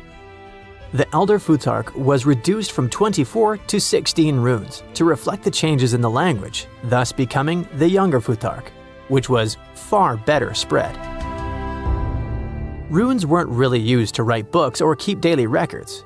Instead, you'd find them carved on gravestones, weapons, and various tools. It's believed that people used runes to show ownership, honor loved ones who had passed away, leave short messages, or sometimes for protection or magic. In the early days, some runes probably had special spiritual or ritual meanings too. One interesting fact about runestones specifically is that they were often used for self-promotion or boasting, like an ancient social media status or a tweet posted on a wall, or better said, a stone. One such example of a runestone from the 11th century where a man named Vigmund had it carved for himself, calling himself the cleverest of men. He even added that he was a ship captain, and yes, he made sure everyone knew that while he was alive. In the Old Norse poem Havamal, Odin says he hung on the world tree for 9 nights, pierced by a spear, to gain knowledge of the runes. This goes to show just how powerful and mystical those symbols were perceived to be. It's fitting that the word rune comes from a Proto-Germanic word which can be translated as secret or whisper. There's a common saying about power being in words, and for the old Germanic tribes, that power felt like actual magic. It's also why it's important to know when this magic came to be. And the Svingerud runestone tells us that. But it's not just when it was written, it's also what's written on it, where and why. The location where the Svingerud stone was discovered is already a significant archaeological site. It's famous for its incredible discoveries, including the remarkable Jormunbu helmet, the only Viking helmet ever found in Norway. The stone was placed in a cremation pit, alongside the remains of an adult and a few personal items. Thanks to charcoal and bone samples, researchers can figure out how old the runestone is by using a method called radiocarbon dating. The Svingerud stone isn't the first ancient Norse artifact with runes that archaeologists have discovered, not even close. People carved runes into all sorts of everyday objects like combs, jewelry, and knives long ago. Some of those might even be just as old. Other finds have runes, but they're often broken, loose, or don't have clear dating. However, with radiocarbon dating, scientists have confirmed that the Svingerud stone is really the oldest runestone ever found. The writing on it suggests that it was part of a ritual and might have even been a message to the deceased. The inscription isn't long. It's just one word, Idiburg. No one knows exactly what it means.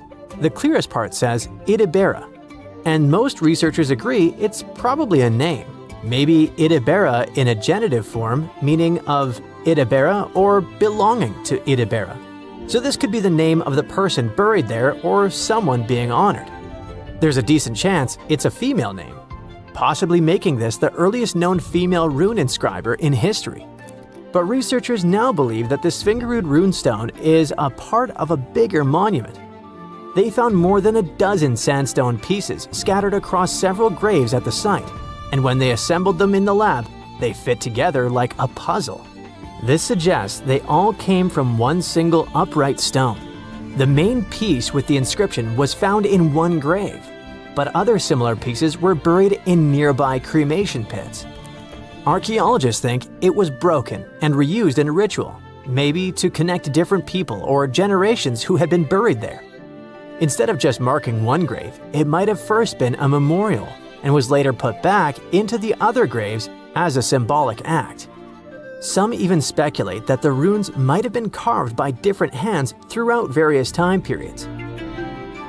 The Svingerud stone might be small, but as the oldest runestone ever found with a secure archaeological context, It could be the key to how writing first took root in Northern Europe. This Norwegian archaeological discovery proves that runes were already tied to ritual, memory, and maybe even women. And if it's just a fragment of a larger monument, we've only seen part of the picture. Ancient Norse artifacts like this reshape what we know about pre-Viking history. And with luck, more runestones will follow, maybe even from another female rune inscriber. About 14,000 years ago, some super skilled builders from another planet landed on Earth. Their mission was to help build a massive stone complex with perfectly interlocking blocks. They used some advanced technology, centuries ahead of their time, and once the job was done, they disappeared without a trace. This is not a sci-fi plot, but one of the theories trying to explain the mystery of Pumapunku. Scientists don't officially accept it, but they still don't know for sure how, when, and who built this impressive construction.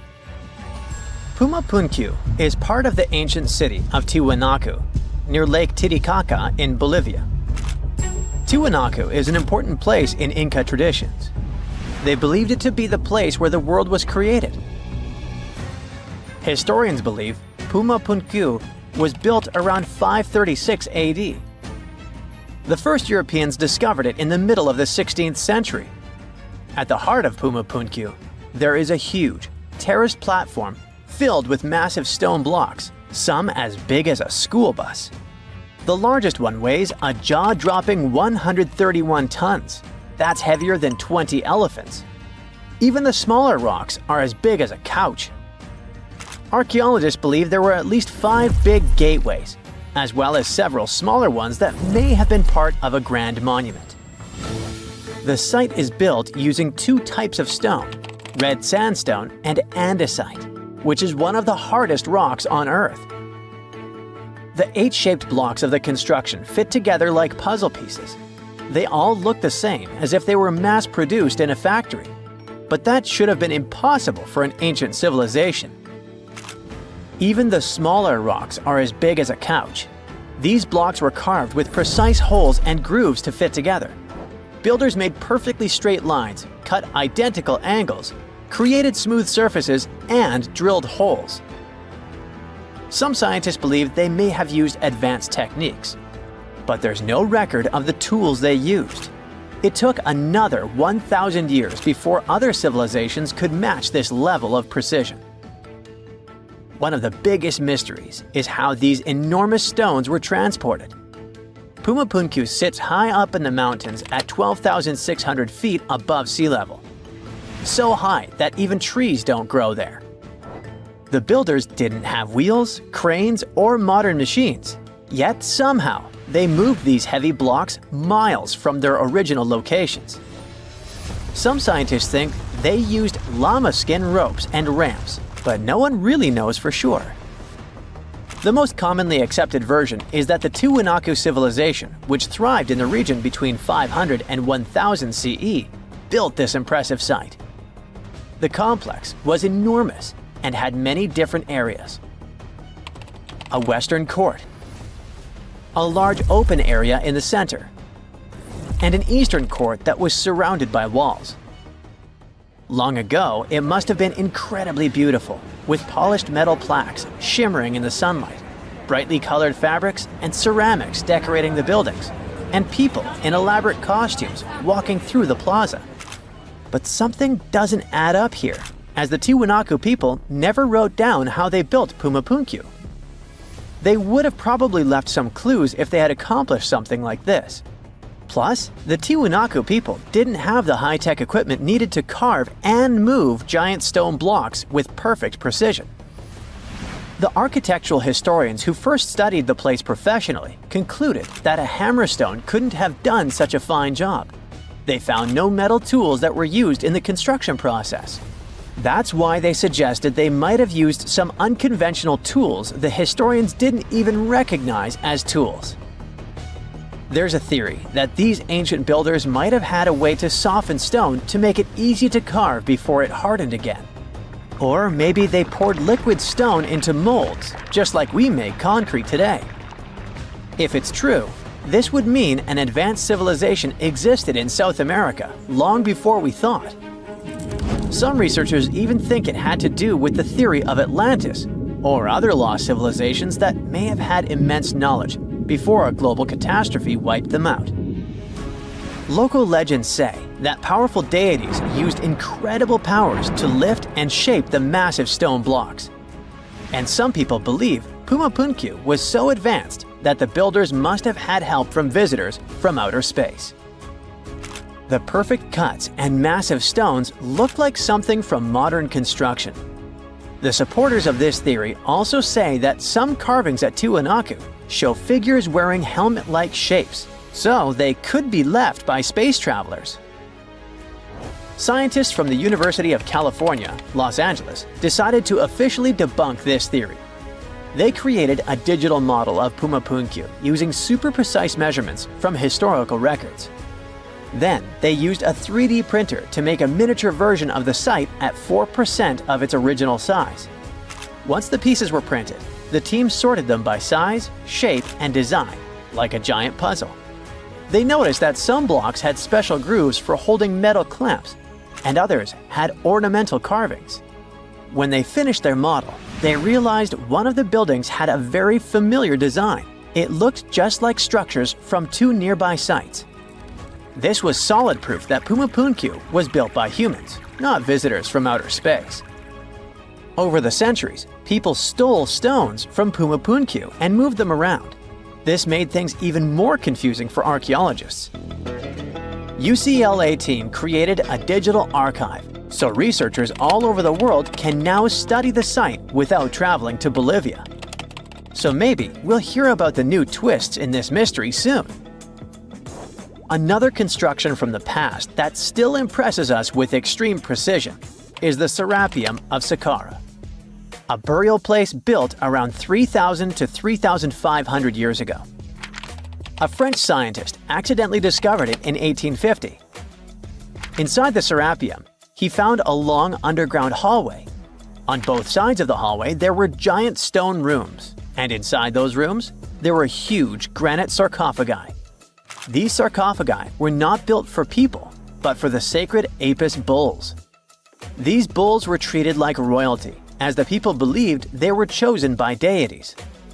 The Egyptians believed these bulls were the incarnations of the deity Ptah and had magical powers to protect their kingdom. Some of the stone boxes inside the Serapeum weighed around 70 tons. They were made with perfectly straight angles and smooth surfaces. Scientists noted roller marks on the floor and found wooden winches with levers, which the Egyptians likely used to move the sarcophagi. Since the burial chambers were lower than the hallway floor, workers filled them with sand, rolled the sarcophagus into place, and then slowly removed the sand to lower it perfectly into position. A stone inscription found in the Serapeum said it took 28 days just to move one of these stone boxes. Even though these sarcophagi were meant for bulls, they were way bigger than needed. Pharaohs, who were the rulers of Egypt, were buried in tiny coffins. So it's really weird that these boxes were so enormous. Another question is why they used granite, which is so hard to carve, instead of limestone. Some people believe the stone boxes weren't just tombs. They might have been ancient energy generators. The Egyptians knew about fermentation. If someone placed food or meat inside a perfectly sealed granite box and let fermentation happen, pressure would build up inside. Granite contains quartz, a special crystal that creates electricity when squeezed. As pressure increased, the box's lid could pop open, releasing gas. Ancient drawings found in the Serapeum show stones stacked on top of the boxes, which might have been used to make the lids even heavier and help produce more electricity. Thousands of years later, when explorers opened these boxes, they only found bull bones, maybe because all the organic material had disappeared over time. Scientists still aren't sure if the massive stone boxes were actually ancient energy systems, so the mystery lives on. They were digging a well when they hit something that made them stop mid-swing. Their shovels struck stone, and as they cleared the dirt away, the farmers saw blocks, lined up like bricks in a fortress wall. It happened in Texas in 1852. But to this day, there's no single explanation for something that looks like a secret buried city beneath quiet streets and front lawns. The diggers who found the well said that the structure stretched for miles. In some places, it dropped dozens of feet below the surface. The stones looked strangely orderly, almost like someone had stacked them, and in certain places, the shapes even formed arches. Other sections looked like windows or steps climbing upward. Before long, people started calling it the Great Wall of Texas. And the story spread quickly. Farmers, builders, and curious locals all grabbed shovels and started digging around, hoping to figure out what it really was. And that's when they noticed that the blocks seemed separated by seams that looked suspiciously like mortar. It was really hard to believe that nature could stack limestone into right angles and parallel lines like this. Then, things got even stranger. In 1886, a local newspaper wrote about a massive petrified skull found near the wall. They also mentioned underground chambers, lost rooms beneath Texas soil, and relics of something powerful and old. And then, almost as quickly as it appeared, the story vanished from print. There were no follow-up articles, no skull preserved in a museum, no official investigation that anyone could point to. It was as if the story had quietly slipped out of existence. People got even more intrigued and wanted to know if someone had suppressed all the info about the find on purpose. Someone suggested that some powerful institutions had quietly removed artifacts. Over time, theories piled up. Lost civilizations, ancient giants, even a North American counterpart to the Great Pyramid. But then, modern science stepped in with drilling rigs. Geologists drilled deep into the formation and pulled out samples of the rock. Then, they ran paleomagnetic tests.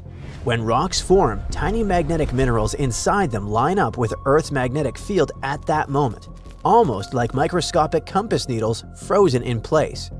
If workers had cut these blocks somewhere else, maybe dug them out of a quarry, and then transported and assembled them into a wall, the magnetic patterns inside the rocks would have pointed in different directions. Each block would carry the signature of the place where it originally formed, but every sample had the same magnetic orientation, which means the stone formed exactly where it sits today. Researchers figured out the wall was made of rare limestone. This material can fracture in surprisingly straight lines as it hardens underground. Over long periods, erosion opens up those fractures, and they can look exactly like human-made walls. It's like mud. When it dries, it splits into neat geometric patterns. Now imagine the same process happening underground, slowly over millions of years on a much larger scale. Today, the scientists are sure that the rock wall formation developed naturally. It only seems constructed by humans. Recently, a family whose ancestors were early rock wall settlers donated a piece of land to the city that has the original site where the wall was excavated. And because the interest in the place lives on, the city authorities plan to make the original wall accessible to the public. The rock wall isn't alone. In 1968, 3 divers spotted large rectangular limestone blocks near North Bimini in the Bahamas. The blocks were in a straight line stretching about a half a mile. Divers called it the Bimini Road. It consists of massive angular blocks of limestone. Some of those blocks are up to 13 feet long. Many of the blocks look like they once had right-angled corners, as if someone cut them and placed them there with purpose. The 3 divers found this construction when the world buzzed with interest in Atlantis. So headlines immediately connected the dots and were seriously asking whether this could be the first physical trace of Plato's legendary civilization. We still don't have any archaeological evidence to confirm it actually existed, but the timing and the shape of the Bimini stones made many people believe that was it. But then, geologists explained that beach rock forms when sand, shell fragments, and other coastal sediments cement together in warm, shallow water. The Bimini blocks consist of small mud pellets, grains of sand, shell pieces, remains of tiny single-celled marine organisms, and fragments of algae. Over time, chemical reactions bound these materials into solid limestone sheets. Natural fractures split the sheets into rectangular blocks. As sea levels rose at the end of the last ice age, water gradually submerged the formation. Waves and currents eroded the sand beneath parts of it and made some blocks look slightly elevated or recessed. Then, researchers did radiocarbon dating on rock samples, shells embedded with them, and the carbonate cement holding everything together. That's how they found out that the stones were roughly 2,000 years old. It's way after Atlantis' supposed demise 12,000 years ago. So no, the Bimini Road doesn't lead to Atlantis. But it helped scientists better understand how coastlines evolve, how sediment hardens, and how rising seas reshape continents. There's another mysterious structure that might have to do with Atlantis. Meet the Eye of the Sahara, or more officially, the Richat structure in Mauritania. From space, it looks like a 25-mile-wide bullseye carved into the desert. Concentric rings ripple outward like someone dropped a cosmic pebble. People who saw it first thought it was a spot left by a meteor impact. And a new theory links it to Atlantis. They say it looks exactly how Plato described it, with a center island with 3 rings of water and 3 rings of land around it. The Eye of the Sahara sits totally dry right now, but imagine if you dropped it down to sea level. Ocean water would rush in and fill those dips, and boom, you get something that looks a whole lot like Plato's famous city. On top of that, the size seems pretty close. Plato said the main part of Atlantis measured about 11 miles across, and the Richat structure measures roughly 13 miles wide. But wait, Atlantis famously sank into the ocean, so for this to work, the eye had to sit right at sea level a long time ago. The fans of this idea claim that this whole chunk of northwest Africa slowly pushed upward over the last 11,000 years. They say it sat right at the ocean's edge way back around 9,600 BCE, which is exactly when Plato's story takes place. To back this up, they point out tons of salt inside the rings in satellite pictures, saying this proves ocean water used to sit right there. They also see sand all around the eye that looks like a giant wave washed over it. A huge wave like that would totally wipe out any city sitting there, just like the wave that supposedly sank Atlantis. It all sounds pretty convincing, but actual scientists and historians totally disagree. Because when you look closely, the facts just fall apart. Yes, the eye has 3 clear ridges, but if you measure all 3, the whole thing stretches way bigger than 13 miles. On the flip side, if you only measure out to 13 miles, you have to leave out the 3rd ridge entirely. So it doesn't actually match Plato's description perfectly, since you simply can't have it both ways.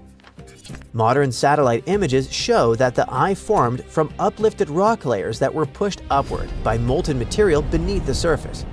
Wind and water erosion then peeled back those layers like an onion over at least 100 million years. The oldest rocks sit in the center. Younger layers ring outward. It's a geological dome, not a crater, not a city. Inside the structure, scientists found igneous rocks, hardened magma, and sedimentary layers twisted by immense pressure. Hot water chemically changed the rocks and left additional signatures. Ancient stone tools also scatter across the region, showing that early humans once passed through.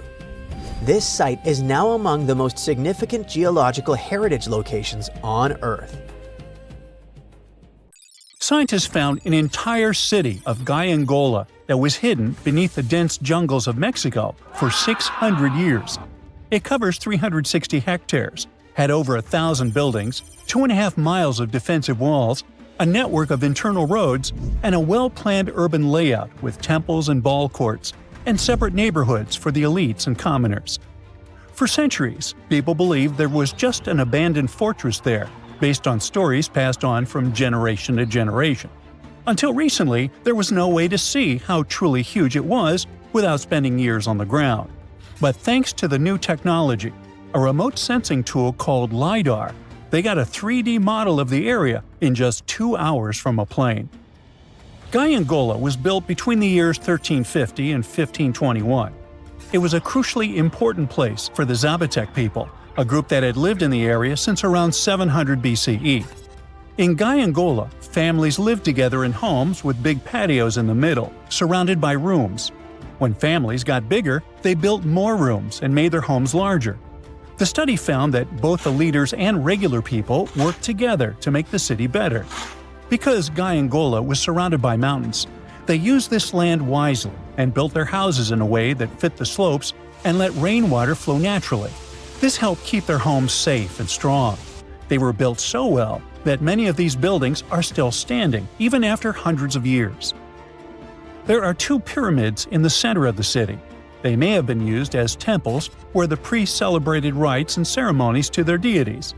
The priests brought offerings to the altars, and the people assembled at the 2 squares that are now sunken.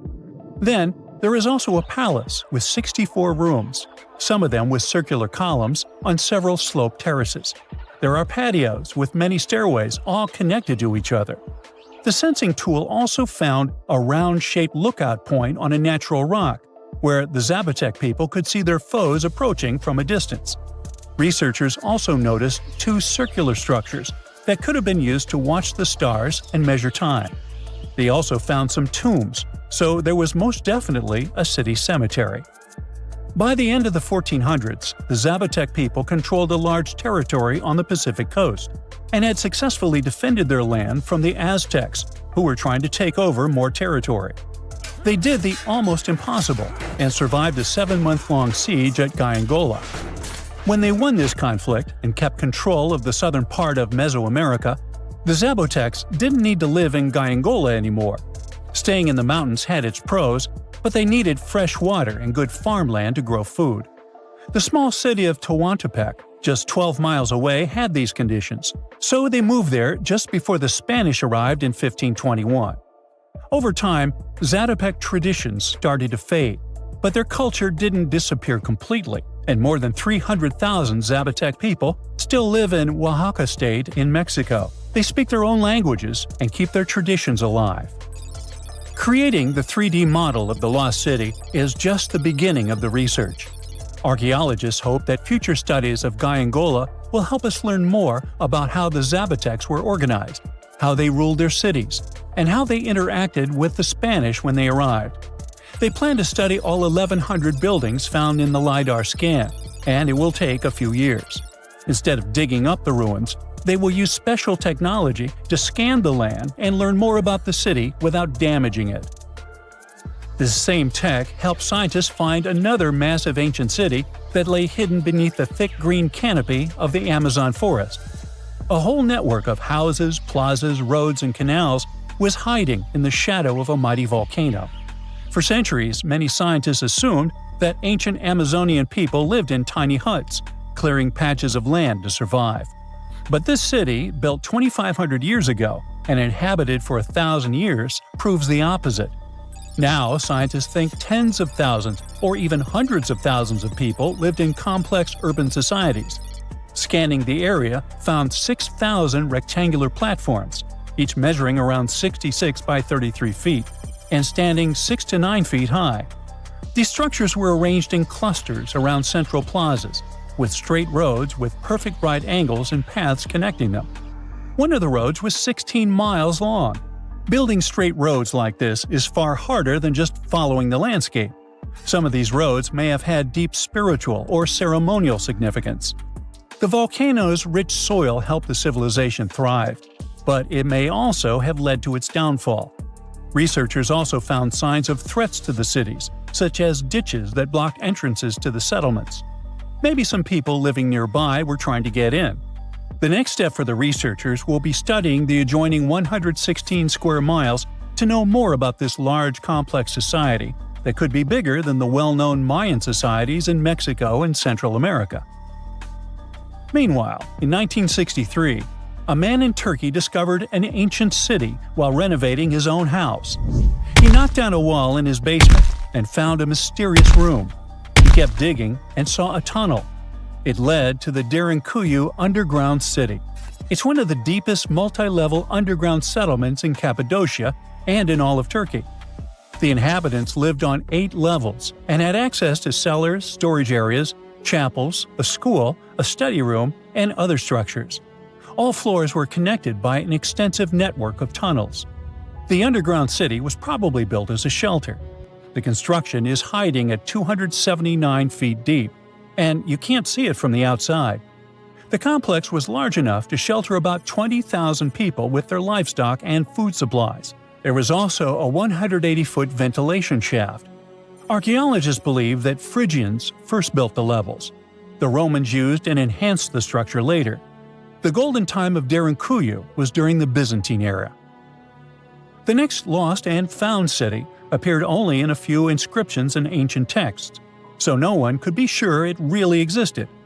Scientists searched the majority of the coast of Egypt until one archaeologist and his team detected a colossal face looking at them from under the water. The ancient city of Thonis Heraklion was discovered completely submerged 4 miles off Alexandria's coast. In the ruins of the lost city, there were 64 ships, 700 anchors, and a treasure trove of gold coins. Archaeologists believe the 16-foot-tall statue and the temple remains are the most important findings discovered by the expedition. Back then, the city had ceremonies and celebrations that took place in the Temple of Ammon. The ruins and artifacts were made from granite and diorite, so they were in good condition even after having been in contact with water for centuries. They give people a glimpse into what life was like 2,300 years ago in one of the most important trade ports of the world. The city had a network of canals, sort of like an ancient Egyptian Venice. The canals linked many separate harbors and anchorages. Towers, temples, houses, and other structures were also linked by bridges. Thonis Heraklion was the country's main port for international trade and the collection of taxes. No one really knows how the city ended up submerged, but archaeologists connect it with natural causes. At the end of the 2nd century BCE, most probably after a flood, it got covered with water. Then Alexandria, the city founded by Alexander the Great, became more glorious than Heraklion. Before Alexandria's fame, Heraklion was the main port of entry to Egypt. So after the tragedy, many ships heading for Heraklion had to change their route and go to Alexandria. Heraklion lost its glory until its discovery in 2000. There's this interesting ancient site near St. Louis, Missouri, that a lot of people don't know about. It's called Cahokia, and it used to be a huge city with up to 20,000 people living there back in the 11th century. It's full of these massive earthen mounds that were built by hand, and the biggest one is still there today, at the Cahokia Mound State Historic Site. Even though we don't know everything about this civilization, researchers have been able to piece together some information from the remains they've found.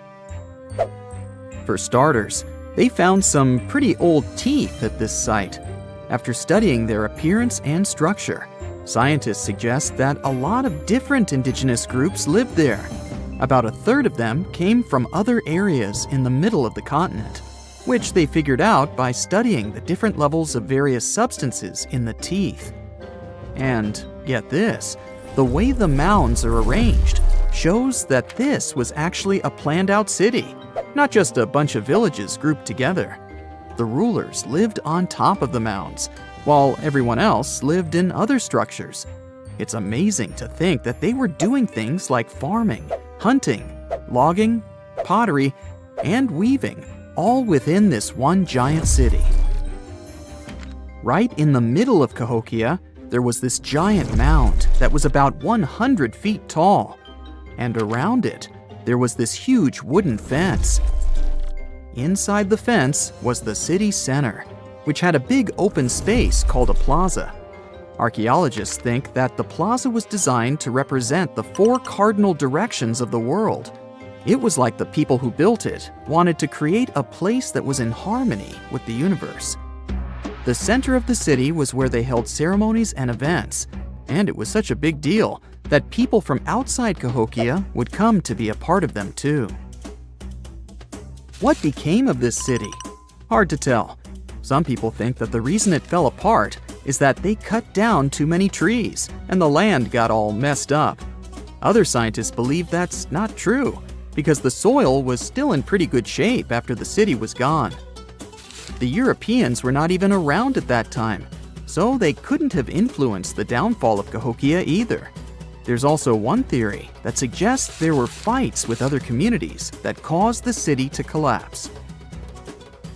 These days, there are over 65 preserved mounds, and you can even climb the steps of the tallest one. The best part is that local authorities are thinking of making it a national park, so you should totally plan to visit before it gets too crowded. Mohenjo-Daro is another lost ancient city that's still surrounded by mystery. Located in modern-day Pakistan, it was a city that flourished during the Bronze Age, and it was extremely advanced for its time. It had things like water systems and fancy architecture that other cities didn't have back then.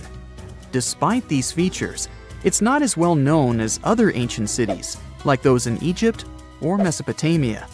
What's even weirder is that at some point, the city was abandoned, and no one knows why. Archaeologists found the city in 1911, but it took a while for them to realize how important it was. Eventually, they uncovered a lot of really interesting things about the city, like its advanced sanitation system. Excavations uncovered over 700 wells, as well as private baths and a large communal bath. Remarkably, even private homes had toilets, and waste was efficiently disposed of through a citywide sewage system. They also had a lot of trade connections and made some really beautiful objects, like pottery, jewelry, and figurines that were sold all over the region. Despite its amazing culture and knowledge, scientists have yet to figure out why the city was abandoned.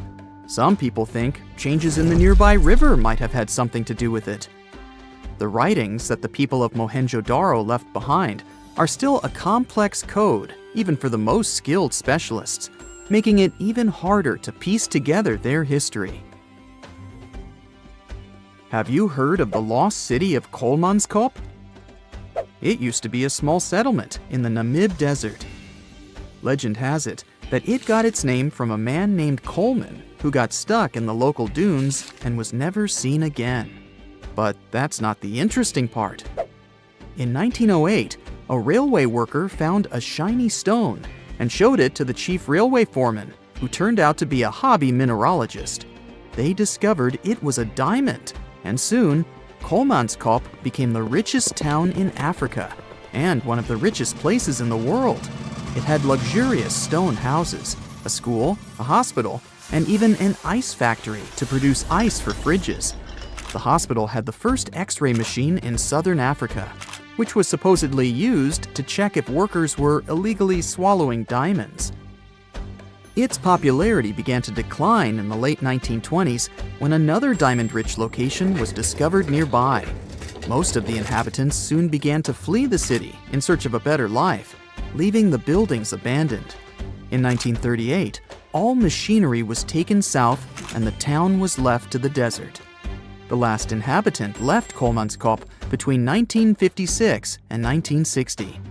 The hot climate and low humidity have preserved the structures over time, and tourists can now visit this desert ghost town. You've surely heard about this next ancient city, Machu Picchu. It's this incredible ancient location in Peru. It stretches across a huge piece of land in the Andes Mountains and sits high above sea level. It's even considered one of the wonders of the modern world. But here's the thing. Scientists aren't exactly sure what it was used for. It could have supported up to 750 people, but there aren't a lot of human clues left behind. Some people think it was more of a spiritual or ceremonial place, while others believe it may have been like a fancy spa retreat for the nobles. The extensive terraces might mean it was used for crop testing or as a trading hub. And there's even a theory that it was used as a prison because they found a cell-like area too.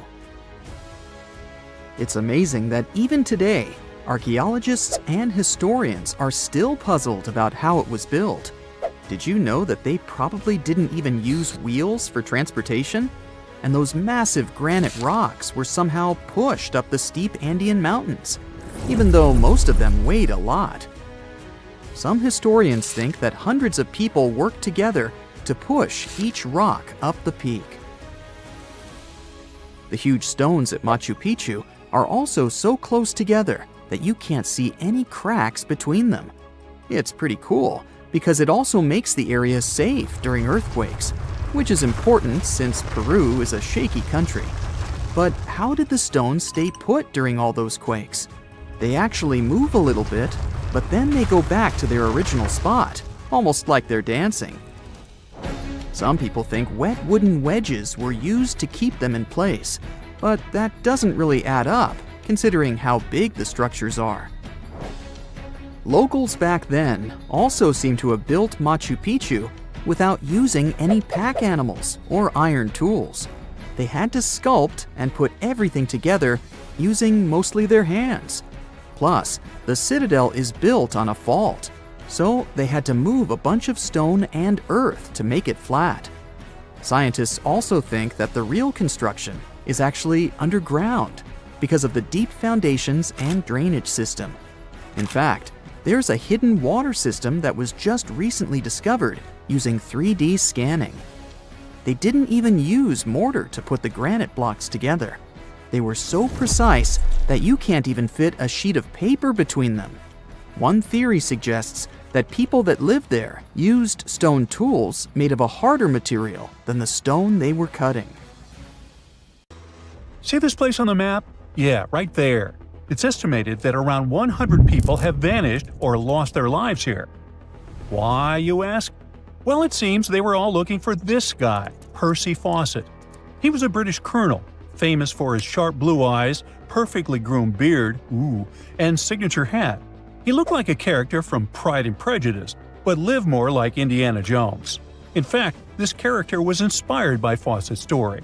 But his disappearance in 1925 was more macabre than any movie plot. Colonel Fawcett was bold. Not the ask your neighbor's Wi-Fi password kind of bold. I'm talking full-on, I don't care that much about my life bold. He used to be a soldier in Sri Lanka and even did a secret spy gig in Morocco, but he needed more. So in 1906, Fawcett started exploring parts of Brazil and Bolivia where no one had dared to go before. His mission was to create secret, mind-blowing maps. Okay, that doesn't sound too risky, but trust me, it was. If you want to explore the world nowadays, you just open Google Earth and, well, that's it. No danger, no adrenaline, just maybe one or two creepy street view photos. Ew. But we're talking about the beginning of the 20th century, when satellites and this weird Google car didn't exist. Back then, if you wanted to fill in the world map, you actually had to explore the land on foot. So that's how Colonel Fawcett ended up in South America. And he became famous for his expeditions to map out the wild Amazon. He was the first guy to record the locations of waterfalls in that region, for example. But then he got obsessed. Blame it on lack of sleep or whatever sketchy Amazon jungle juice he was sipping, but suddenly he was like, I'll bet there's an ancient advanced city hidden somewhere around here. Spoiler alert, there wasn't. But he was hooked on that idea. Hanging out with native Indians for so long convinced him that large groups could totally thrive in the middle of a massive rainforest. And of course, Fawcett loved a good old adventure story, especially the ones from the 16th and 17th centuries, written by European explorers. In those stories, adventurers claimed they had found huge settlements and fine roadways deep in the heart of Latin America. But Fawcett's all-time favorite story came from a manuscript written in 1753. Back then, adventurers were hunting for precious metals in Brazil when they stumbled upon a ruined city with monumental buildings, roads, and plazas. Oh, and every corner had a Roman-style spire. Naturally, the colonel was all in to find it. Too bad no one told him this manuscript is mostly considered a forgery. Yep, this story is as real as Snow White's. But then, things got weird.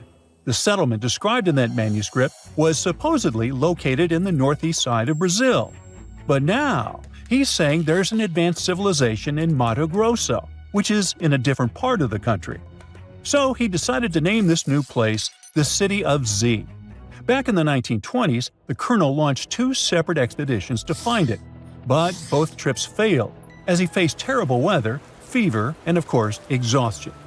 Now, tell me in the comments, what do you think Fawcett did after 2 failed expeditions? Option A, he quit. Option B, he called his mom. Option C, he tried again because he didn't get the memo that the universe is clearly saying stop. Well, of course, option C is the right answer. This is relentless Fawcett we're talking about. So, 3 years later, the colonel finally gathered enough cash to launch yet another expedition in search of the city of Z.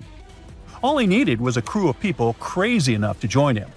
Famous and experienced explorers were begging to come along. But nope, Fawcett decided to take his son and his best buddy instead. In January 1925, this brave trio set off on their journey. They packed mosquito nets, canned food, and made a promise, "We shall return." Another spoiler alert, they didn't. Uh-oh. The journey kicked off in New Jersey, and then they sailed all the way to Rio de Janeiro, Brazil. There, they stopped to grab some pack animals, like horses, and hired a couple of local guides. Now they were ready to head to the city of Cuiabá. Now keep in mind the distances in Brazil are crazy huge. So this little journey was like traveling from Miami to Chicago on foot. 3 months later, they finally ventured into the jungle for the first time. And that's when the fun really began. The crew faced piranha-infested rivers, an endless maze of thick trees, and the worst part, bugs. The constant annoying zzz of a gazillion mosquitoes wouldn't let them sleep, and Fawcett's best friend's foot got huge from tick bites. But the colonel didn't have time to babysit his friend's princess foot. Oh no, he was too obsessed to take a break. In fact, at some point, he was so far ahead of his companions that he had to camp alone for a night. On May 29th, Fawcett finally came to his senses. There was no City of Z. But did he let that stop him? Not really. He unpacked their gear and sent the local guides back to Cuiabá. But before saying a final goodbye, he asked them to deliver a letter to his wife, saying something like, "Don't worry, hon, our son is well and getting stronger every day." Sure he was. Anyway, after this dramatic farewell, the trio set off into the bush alone. The darkness swallowed the thick forest, and then they were never seen again. Okay, that was intense, so let's fast forward. 2 years later, the newspapers were still speculating whether the trio could still be alive, and Fawcett became a legend, like Bigfoot, but less hairy. One guy said that the colonel had become one of the locals and was living his happily ever after in the jungle. Another guy said he was held prisoner by the Indians, but no one could confirm any of these sightings. It wasn't until 1928 that the British authorities finally thought better late than never and decided to look for Fawcett and his crew. By that time, they were sure their expedition had perished, but they still needed proof. And after days and days of surviving the jungle's worst nightmares, they found, well, nothing. But in a weird way, this mystery inspired more explorers to look for them. It's estimated that about 100 people have passed away in this process, and a few have followed in the explorers' footsteps by disappearing without a trace. So, what really happened to the expedition? Researchers have pointed their fingers at everything under the sun. Parasitic infections, starvation, drowning, jaguar attacks, you name it. Some even say Fawcett dove headfirst into mysticism and started an occult community in the jungle. The Brazilian anthropologist Orlando Vilas-Boas was probably the one who got the closest to solving this case. Back in the 1950s, he was working with the Kalapalo Indians when they suddenly admitted to, getting rid of Fawcett. They even had bones to prove it. But it turns out a forensic analysis showed that the remains didn't belong to the colonel. So we're back to square one, and nobody knows, to this day, whatever the heck happened to them. Fawcett's quest, as we know it today, is based on some pretty questionable sources. But there is a possibility that he wasn't living in Delulu land after all. Recent discoveries suggest that his idea of a sophisticated jungle city wasn't just pure fantasy. In 2024, a massive ancient city was found in the Amazon, hidden beneath dense vegetation. Evidence suggests it was built around 2,500 years ago. And it was surprisingly advanced, featuring houses and plazas, all connected by an incredible network of roads and canals. But this city was in a forest in Ecuador, not Brazil. So who knows? Maybe the legendary city of Z is still out there.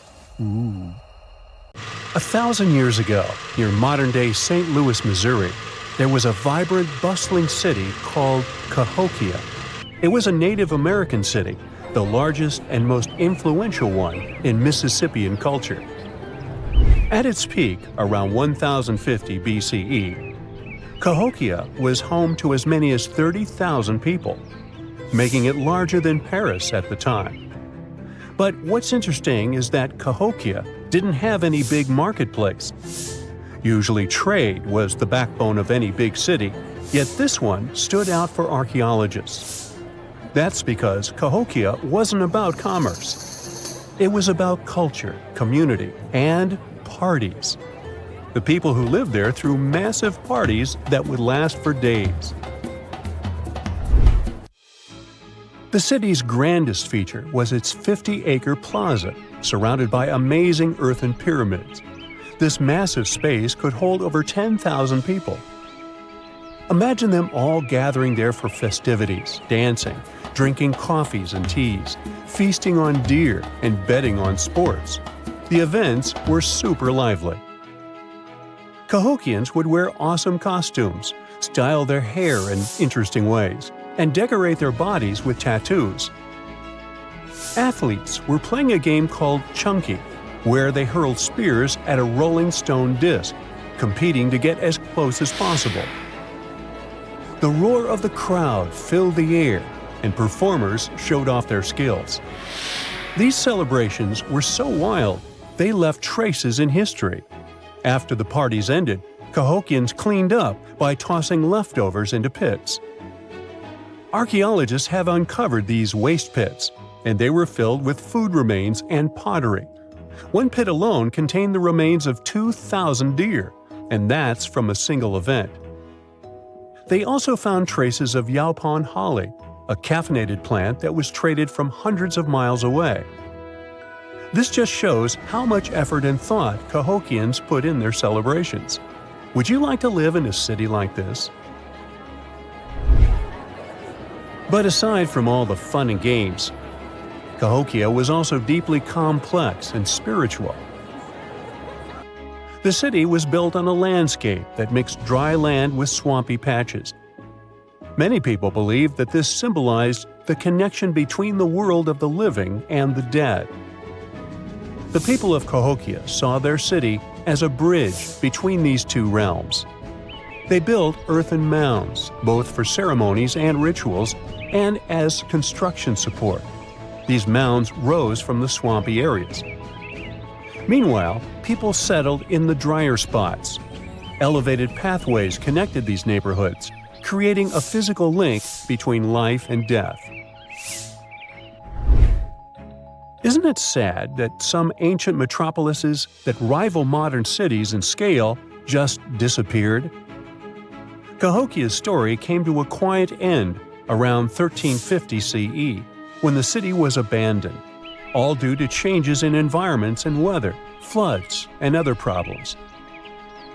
But the influence of Cahokia was so big, it spread to distant places. Some of their traditions, like Chunky and Yaupon tea, have survived in native communities to this day.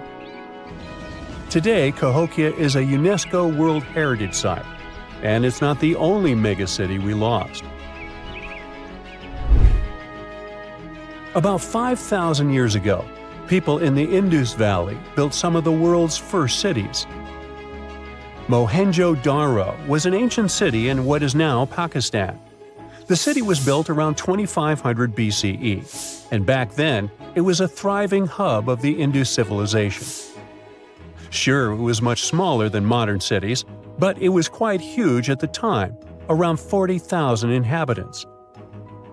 It looks like the locals were crazily strict and disciplined people.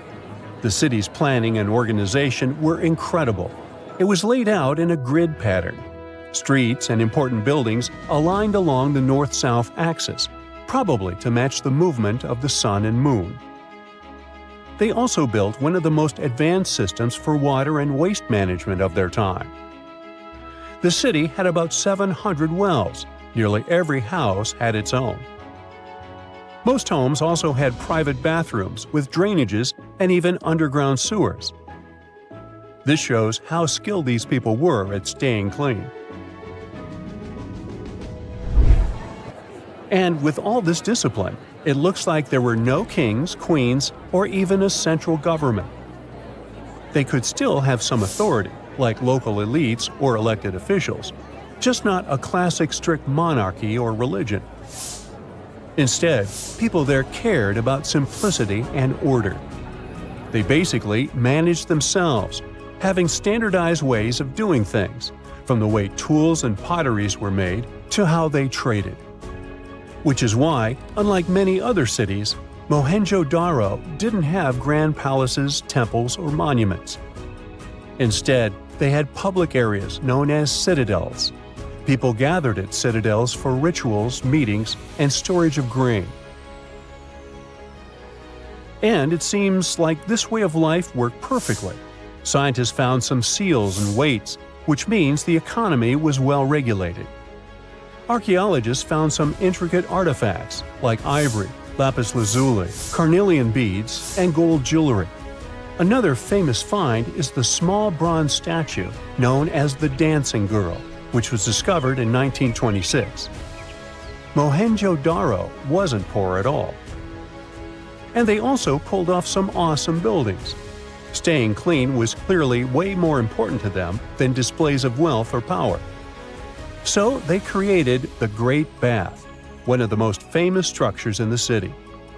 It's a large, watertight pool built with baked bricks, perched on a mound of earth, being almost a religious place, the closest thing they had to a temple.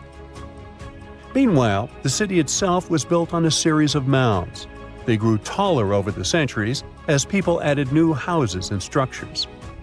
Why did the city fail? No one really knows. There's something mysterious about the sculptures archaeologists found. Many of them seemed intentionally broken. This means the city's later inhabitants, maybe invaders or something, destroyed them for some reason. Some scientists think that the Indus River may have shifted course, disrupting agriculture and trade. But there's no evidence of a flood or any big event like this. It just seems like, over time, the entire Indus civilization just gradually faded away. By 1900 BCE, the culture had shifted and didn't leave much behind. Let me tell you now about the ancient city of Kos, which is located where the modern town of Kos now stands in Greece.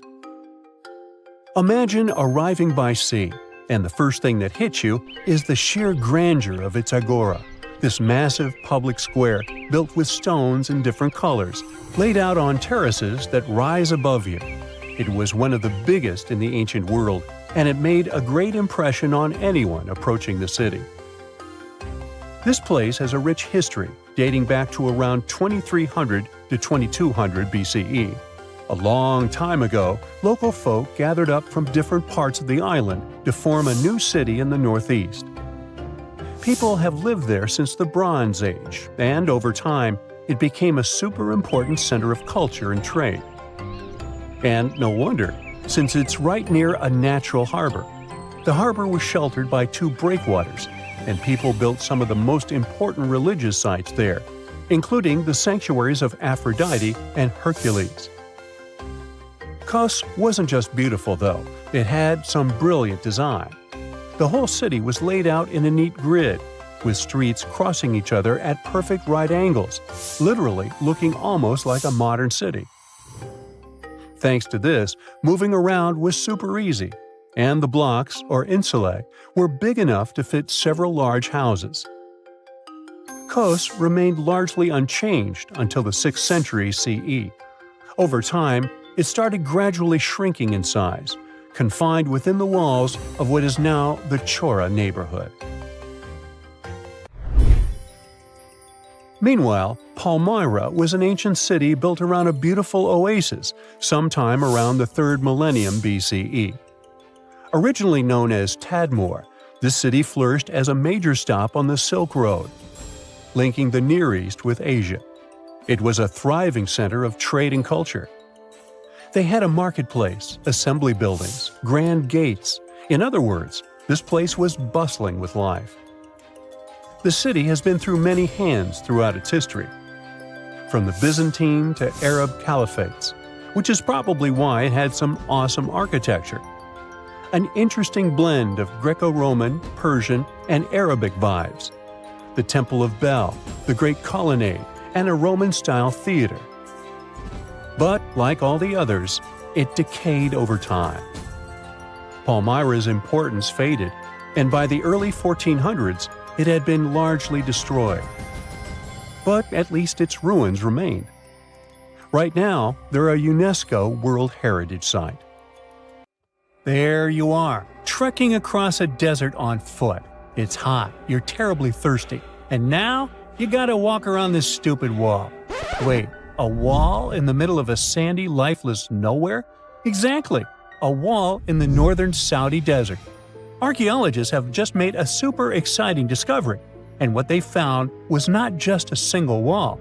No, it was a whole ancient walled city that might date back to 2400 BCE.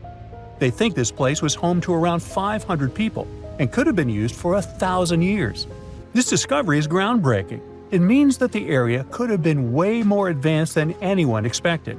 This city was well organized, with different zones for living, towers and strong walls for protection, and different sections for all kinds of daily life.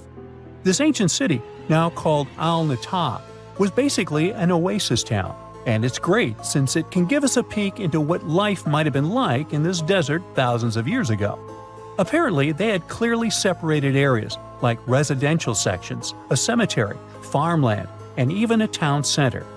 This oasis city, found in the Khaybar area, is the first big organized settlement from the 2nd or 3rd millennium BCE that researchers have uncovered in northwestern Arabia.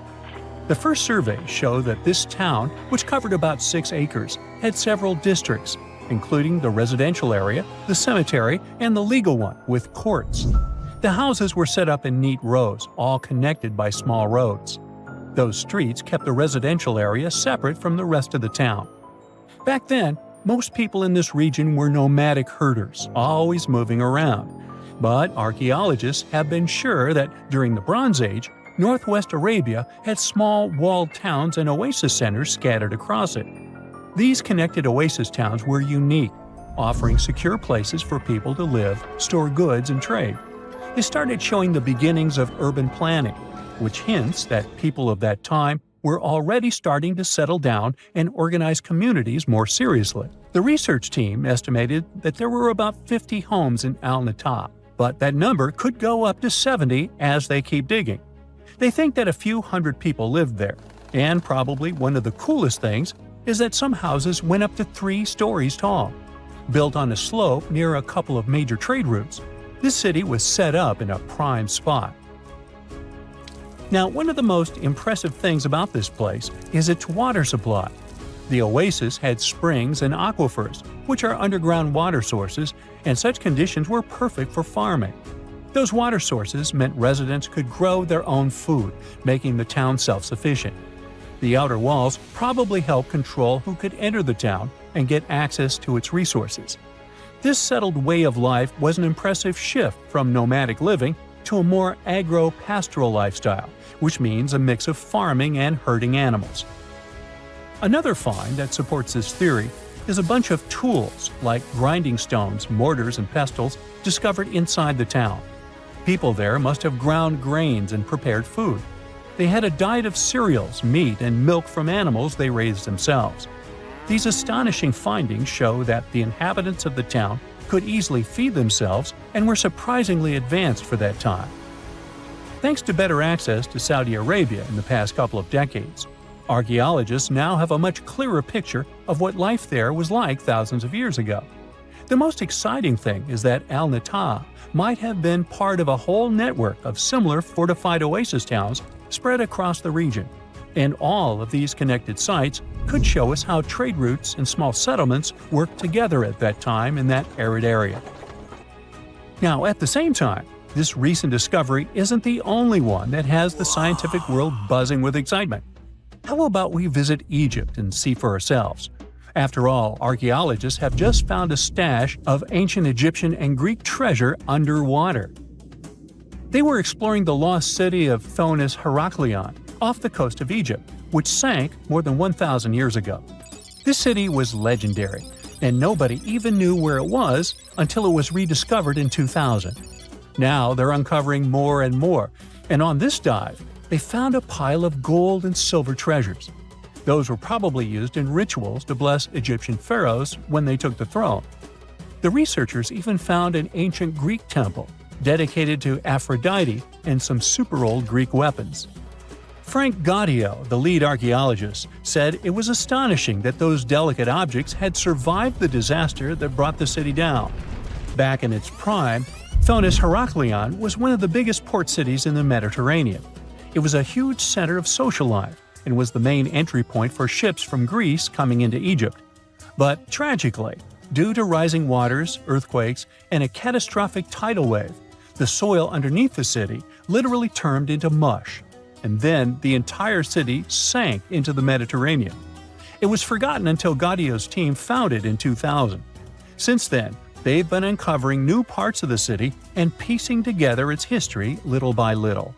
If a lost underwater city doesn't seem impressive enough, we can travel to the Amazon. The discovery made there is truly mind-boggling. For centuries, people have talked about lost cities deep in the Amazon, like El Dorado, that mythical city of gold that lured Spanish explorers into the jungle. A lot of them never came back.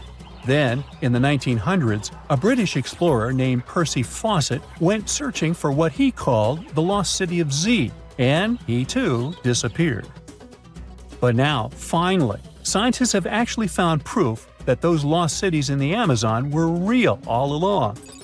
A team of scientists use a tech called LiDAR, which basically allows you to see through thick jungle from above by bouncing light beams off the ground. They flew over the jungle in Bolivia in a helicopter about 650 feet up and mapped out those hidden ancient cities. What they found were ruins of a huge urban settlement built by the Kasarabi people who lived there from 500 to 1400 CE. And it wasn't just a couple of buildings here and there. No, the LiDAR maps revealed massive urban centers, pyramids, platforms, roads, canals, and causeways, all carefully laid out. Turns out the Amazon wasn't just an untouched jungle. It was once home to big, complex cities. A scientist from the German Archaeological Institute explained that Europeans had long ignored the possibility of ancient Amazonian cities, but the LiDAR maps showed they were wrong. The new maps have revealed 26 sites, including 11 that no one even knew existed. Researchers have discovered two main city sites, Landivar and Kotoka. They had massive moat causeways stretching out like spokes on a wheel, linking the main cities with smaller surrounding settlements. Some of the canals even connected the cities to rivers and a big lake, which allowed water to flow through the area. Over the years, scientists found scattered ruins all over this region, but the thick jungle made it nearly impossible to connect the dots and see if or how they were related. With LiDAR, the whole layout came to life, showing that those sites were part of a much larger organized urban system. It's now also clear that the sites had a greater meaning, since everything is lined up in a way that could be symbolic of the spiritual beliefs of the inhabitants. The Kasarabi culture isn't as famous as the Maya, but they had a thriving society in an area that faced huge challenges, like yearly flooding. And although the nearby Andes had their own monumental sites, the Kasarabi were doing something absolutely unique. They even had reservoirs to store water, which suggests they might have been dealing with occasional droughts, which is pretty unusual for the Amazon. Actually, those terrible droughts could be why the Kasarabi eventually left their cities around 1400 CE. It's like archaeology woke up recently and decided to spice up the news with its history-changing discoveries. From unearthing dinosaur fossils in peaceful Iowa to translating bad news from ancient Babylonian texts, history is revealing its secrets like never before. When Mount Vesuvius erupted in 79 CE, It froze the town in time. Some of the most famous discoveries were heartbreaking, like a mother wearing a golden bracelet, holding her child, or two sisters hugging in fear. At least that's what scientists thought. In 2024, advanced DNA tests shattered these long-held beliefs. The mother from the House of the Golden Bracelet was actually a man wearing a fancy 30-carat bracelet, and the child wasn't even related to him. As for the two sisters, DNA revealed one was actually a man, while the other remains a mystery. Some speculate they were lovers, but the truth is still buried in time. Speaking of rewriting history, another shocking revelation comes from ancient Babylon. Recently, archaeologists translated 4,000-year-old texts that turned out to be heralds of terrible news. These specific texts that were translated are believed to be from Sippar, a city near the Euphrates River in modern Iraq. They talked about lunar eclipses, which is when the Earth's shadow blocks the moon, and for ancient Babylonians, these were warnings. Eclipses could mean everything from floods and famines to chaos in the kingdom. But here's the interesting twist. Babylonians also came up with clever ways to cancel these bad omens, like calling in priests to perform rituals, or consulting oracles for advice. These ancient astrologers took their job seriously, since it wasn't just about stargazing, it was about keeping the kingdom safe. Augustus was the first Roman emperor, so we can say he was a big deal. Archaeologists have already found ruins of the villas where he partied, but now they think they've found his final resting place. In a place near Naples, they've found an old structure buried under a villa. They found the equivalent of a modern heating system, something that was probably used to draw warm baths. They also found shelves filled with ancient jars, suggesting the site later became a temple. They're still not sure this was Augustus's last home, but if confirmed, this would be a big deal for world history. While ancient Rome is surprising us, the famous Nazca lines in Peru are also revealing hidden details.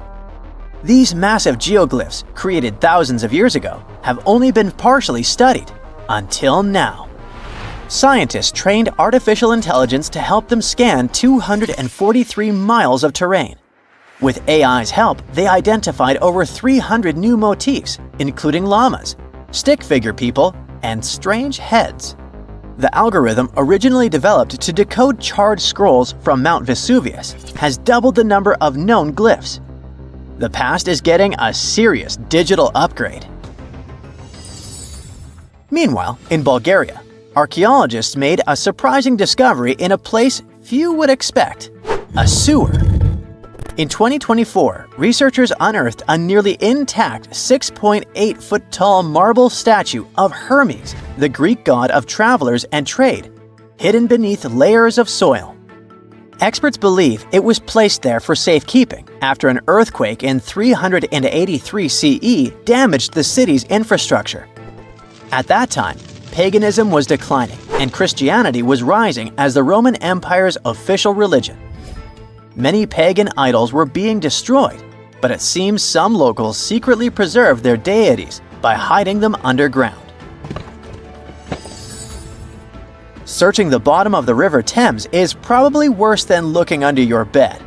The riverbed collects all kinds of discarded treasures, including a legendary typeface.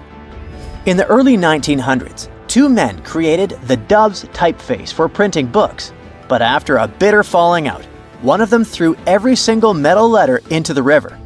A century later, in 2014, a designer trying to revive the typeface began searching for the lost letters. In just 20 minutes, he started finding them. With the help of divers, more were uncovered, and today, some of the lost letters are on display in a museum. Not much goes on in Iowa, which is why finding a huge 13,000-year-old mastodon skeleton made headlines. In 2022, a researcher received a photo of a massive femur believed to belong to a prehistoric animal. It took 2 years to secure funding for excavation, but in 2024, archaeologists finally dug in. After 12 days of work, they uncovered a well-preserved mastodon skull, the first ever found in a Midwestern state. This discovery would make Indiana Jones jealous, especially since it happened in Petra, the ancient Jordanian city featured in one of the movies. Archaeologists uncovered a 2,000-year-old chamber beneath Petra's treasury, containing at least 12 skeletons, along with iron and bronze artifacts. The chamber, built by the Nabateans, sheds new light on their afterlife practices, which remain largely mysterious. One of the most intriguing finds was a ceramic chalice clutched by one of the skeletons. Back in Peru, archaeologists made a groundbreaking discovery that turned Peruvian history upside down: a female ruler. At the 1,600-year-old site of Pañamarca, scientists uncovered a throne room decorated with colorful murals. These murals depict women spinning and weaving, men carrying a crown, and even a crowned woman speaking to a birdman. The discovery suggests that Moche women weren't just spiritual leaders, but rather had real political power too. Tiny houses are mainly a modern thing, but archaeologists think they found one in ancient Pompeii. Unlike traditional Roman homes, which had grand atriums for entertaining guests, this house had none. But what it lacked in size, it made up for in artistry. Inside, scientists found a painted altar decorated with birds of prey, sparrows, snakes, and plants. The altar held ceremonial items like a lamp and an incense burner, still holding traces of fragrant herbs. In 2021, researchers scanning the Baltic Sea found a massive stone wall hidden beneath the waves. The Blinker Wall, stretching over 1.5 miles, could be Europe's oldest man-made structure. Sitting 68 feet below the surface, it's built from around 1,400 small stones placed between 300 giant boulders, some weighing up to 142 tons.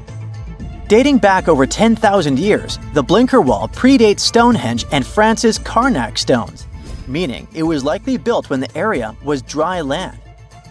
Scientists believe it may have been a reindeer hunting tool, guiding animals into a lake where hunters could strike. Oh, and then there's the granite slab that was found in Egypt's Abydos area. At first, it was thought to belong to two important people from ancient Egypt, but a recent discovery showed it was actually part of the sarcophagus of Pharaoh Ramses II, one of the most famous Egyptian rulers. A researcher found a special engraving on the slab that had Ramses II's name on it.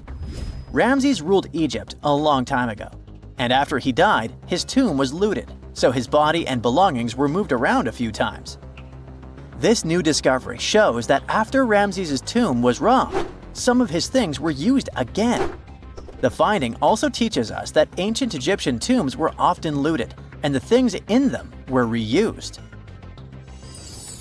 Recently, something unexpected happened during a dig in Norton Disney, back in England.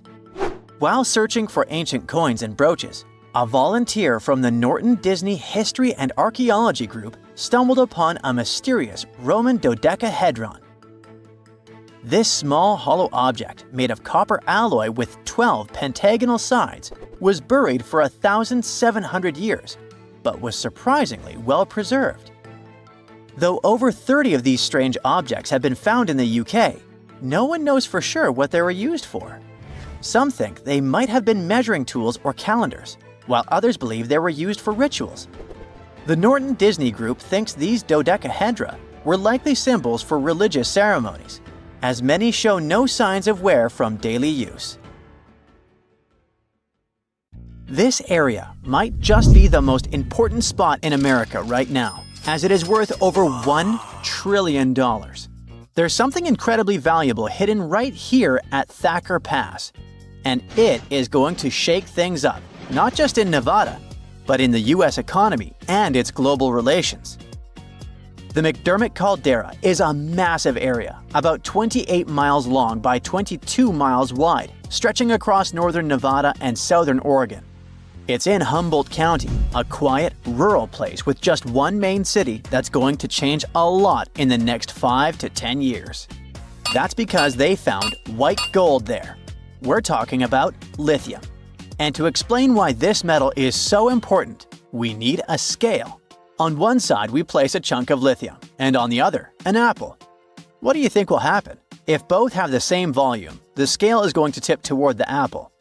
That's because lithium is super light.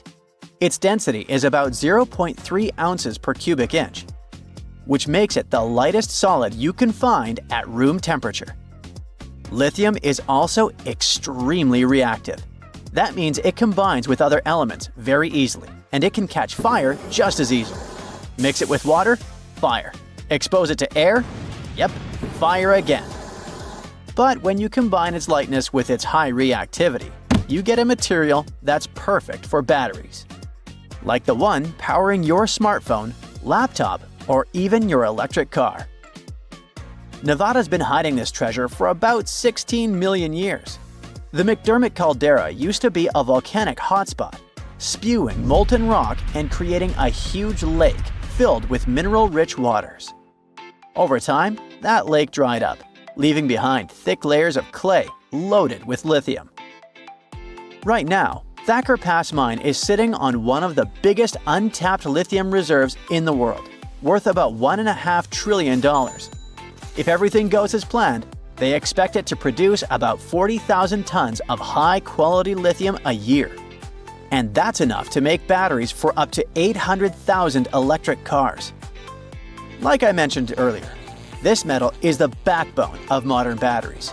And with the world racing toward green energy, the demand for lithium is skyrocketing. Since 2020, its price has gone up more than 10 times, making it the most expensive battery metal in the world. That means it's way more expensive than magnesium, nickel, cobalt, and other materials used in rechargeable batteries. Right now, we're using about 1.16 million tons of lithium per year, and roughly 85% of it goes into making batteries, mostly for cars. Between 2030 and 2040, experts think we will need to double the money we're putting into production, from $94 billion to $188 billion. At the same time, investment in batteries will jump by over 200%, reaching $686 billion. Finally, by 2050, the demand for lithium is expected to be more than 10 times higher than what we're producing now. Sorry, I know that's a lot of numbers, but I just want to show how important Thacker Pass will be for the whole world. This mine is going to be key to keeping everything running. I mean, literally, since most of the future demand will be for things like cars, electric bikes, scooters, and renewable energy storage. Nevada could also be the epicenter of a global energy revolution, with the US aiming to cut pollution by 50% by 2030. A big part of that is replacing gas-powered vehicles with electric ones. And to make that happen, America is going to need a whole lot more lithium than it's producing right now.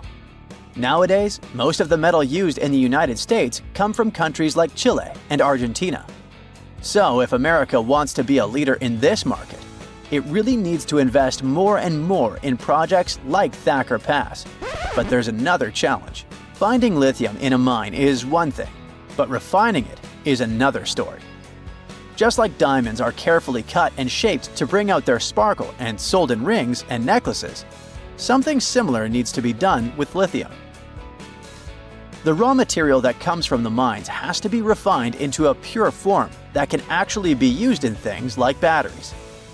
And China pretty much dominates this part of the market, and they're responsible for about 75% of global lithium-ion battery production. In other words, it doesn't matter if a country finds this powerful metal on its land. It will probably still need China to help refine it. So, the US is eager to strengthen its supply chain.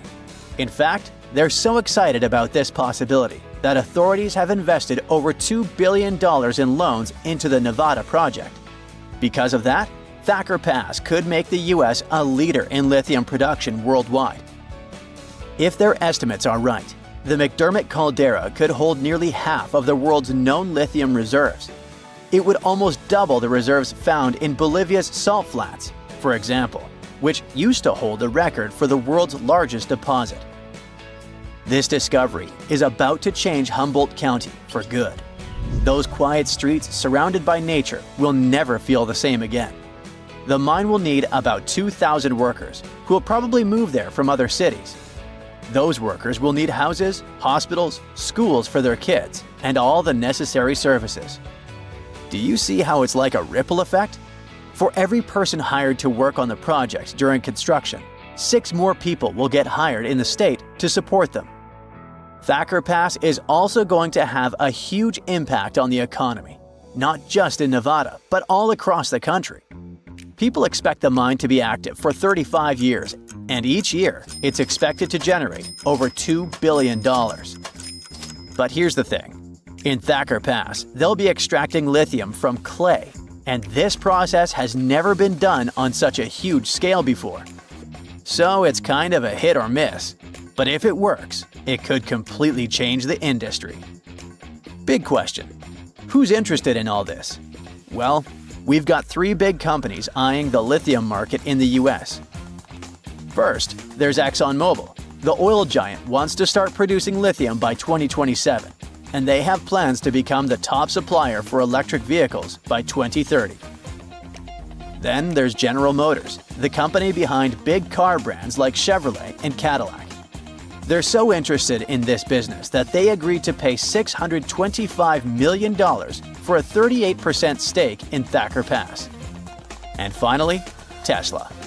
In 2023, they started building a factory in Texas to process lithium. It's all part of their plan to handle more of their supply chain themselves. Now that you know how important lithium is, you might be wondering, what if we run out?